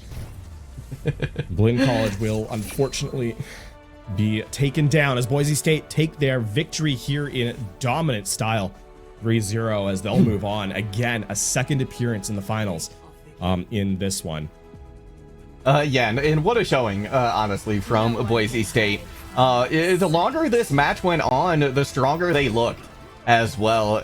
I loved the different things that Blinn tried, right? I mean, we started out with a very brawl-centric map. We went to something where dive was a little more favored, so Blinn was like, okay, maybe we can get it done here. That didn't work, so we tried the poke, but in the end, Boise State just proved to be superior at every turn of the corner. Yeah, and I mean, turn the corner only once they needed to as well after that defense on Circuit Royale. I mean, keep in mind, it's rare we see a payload held that far. I mean, you already highlighted the fact that progress is often given up as a matter of course. So the position that was given or earned was almost negligible for Blinn in that stage. And Boise, I mean, rightly taking a commanding presence. Now they wait their opponent in the grand finals and a chance again to defend their title. Well, we are going to throw it to a short break as we try and get an interview lined up with one of the members from Boise State. So don't go anywhere. We'll be back soon.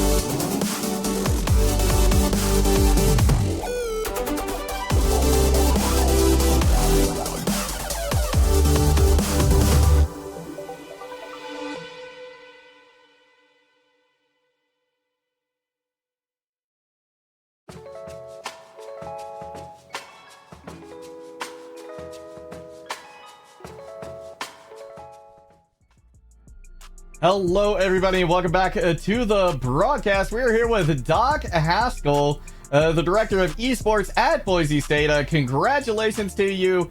First off, punching your ticket back to the grand finals. Yeah, it's pretty phenomenal. We're really excited to be able to do it. We like where things are headed with our potential opponent, and we really liked our performance today in the semifinal match. It's been great. Oh, that's fantastic to hear. Now, talk to me a little bit about some of the differences and maybe some of the challenges that you as a squad faced in the spring versus the fall. Especially considering now you had this big target on your back, right? You were the number one going into the spring split. So how did that affect the squad, and how did that affect how you approached this half of the season as well? I don't know that we ever accept any kind of ranking. Number one, it doesn't change really who's in front of you or how you prepare. It's just added noise. So we don't think about rankings. Blinn is a very, very good program.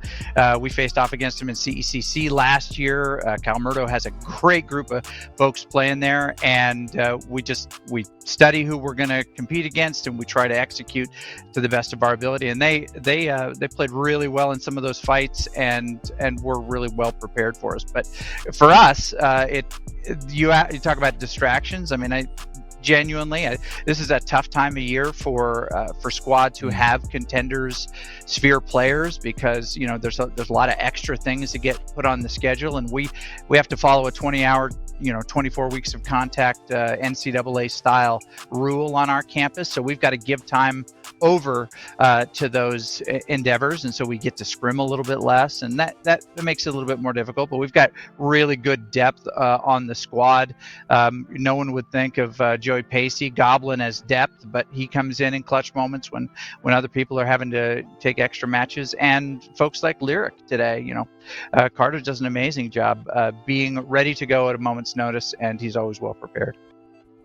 I mean, let's focus on the future a little bit, though, for the squad. Obviously, you have the game coming up in the grand finals, getting a chance to kind of defend your title there. You talked about the depth of the squad in just moments prior, but I mean, we saw Clear step in on the tank role for the Antarctic Peninsula game, playing mostly the Ramatra, switches over to the DPS role on the afterwards maps. What is kind of the thought process behind your team in terms of those selections, in terms of kind of having that role switch from map to map? Well, because these folks get to play in so many different opportunities, most people think of them as just one or the other. Clear came in as an off-tank as a freshman, and then the off-tank role quickly dissolved, and it became the 5v5 game. And when that happened, Matt Merck definitely has his go-tos: Ball, Monkey, Rhine, just about anything. But the Ram role has been something as an off-tank that Clear really has taken advantage of, and climbed really fast in that role and plays it really well. So both of those players willing to make those switches where necessary to give us the best chance to win the next fight. Now, in terms of winning that next fight, we do have to talk about the grand finals, the appearance that kind of comes in. What are kind of your expectations, heading into that? I mean, you already talked about the, ignoring the distractions, but for your team specifically, what's the preparation going to look like for that game? We'll try to get as many scrims as we can, which, I mean, LaVon, that's a great question. But this time of year, there are not that many folks you can scrim with, so we'll have to try to get some contenders, level scrims. Who's the team we're playing against? Mary something? Are they new? Should I know them? I'll let a secret in for the audience. Dr. Haskell knows exactly who they're playing heading into the grand finals. Yeah, I met a cute, this sweet little cherub of a man, Daniel. I don't know. We'll figure that out. It's time. We'll start prepping that. But honestly, we know that squad well and have gone back and forth. We've taken maps off them in competition before, so I don't think they walk in and step two is just to collect the trophy and leave. I think they're going to have to go through us to get it, and we like the underdog role.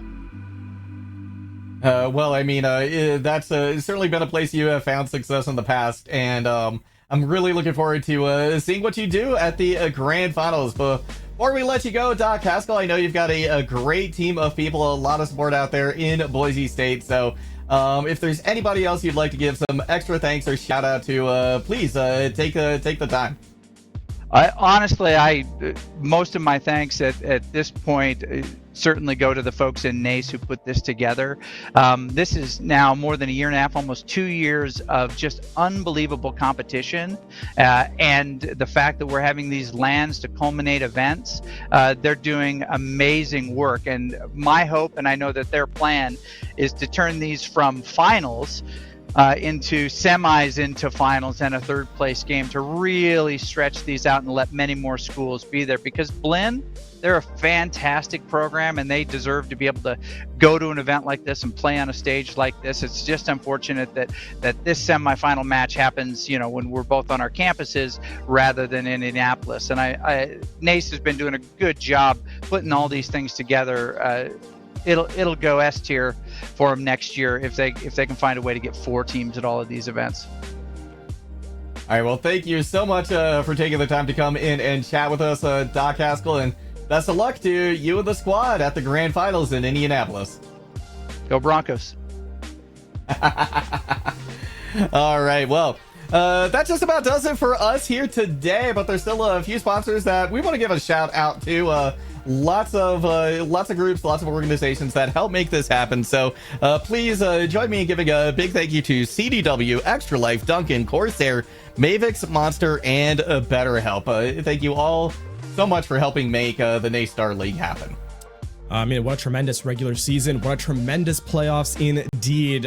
Juggle, we have our semifinals completed. We now have our finalists identified, and all that remains is to crown a champion. That will happen live on location, Indianapolis, as mentioned by Dr. Haskell, for those grand finals, Maryville versus Boise State. And that's going to be an exciting one here in Overwatch 2. Of course, there are more games to be played outside of Overwatch, a breadth of titles. So make sure to tune in for all of those, as well as we get set to identify our grand champion for every game coming up very shortly. That'll be it rather, though, for the Overwatch portion of the broadcast, Juggle. And I mean, what a tremendous show we've had here.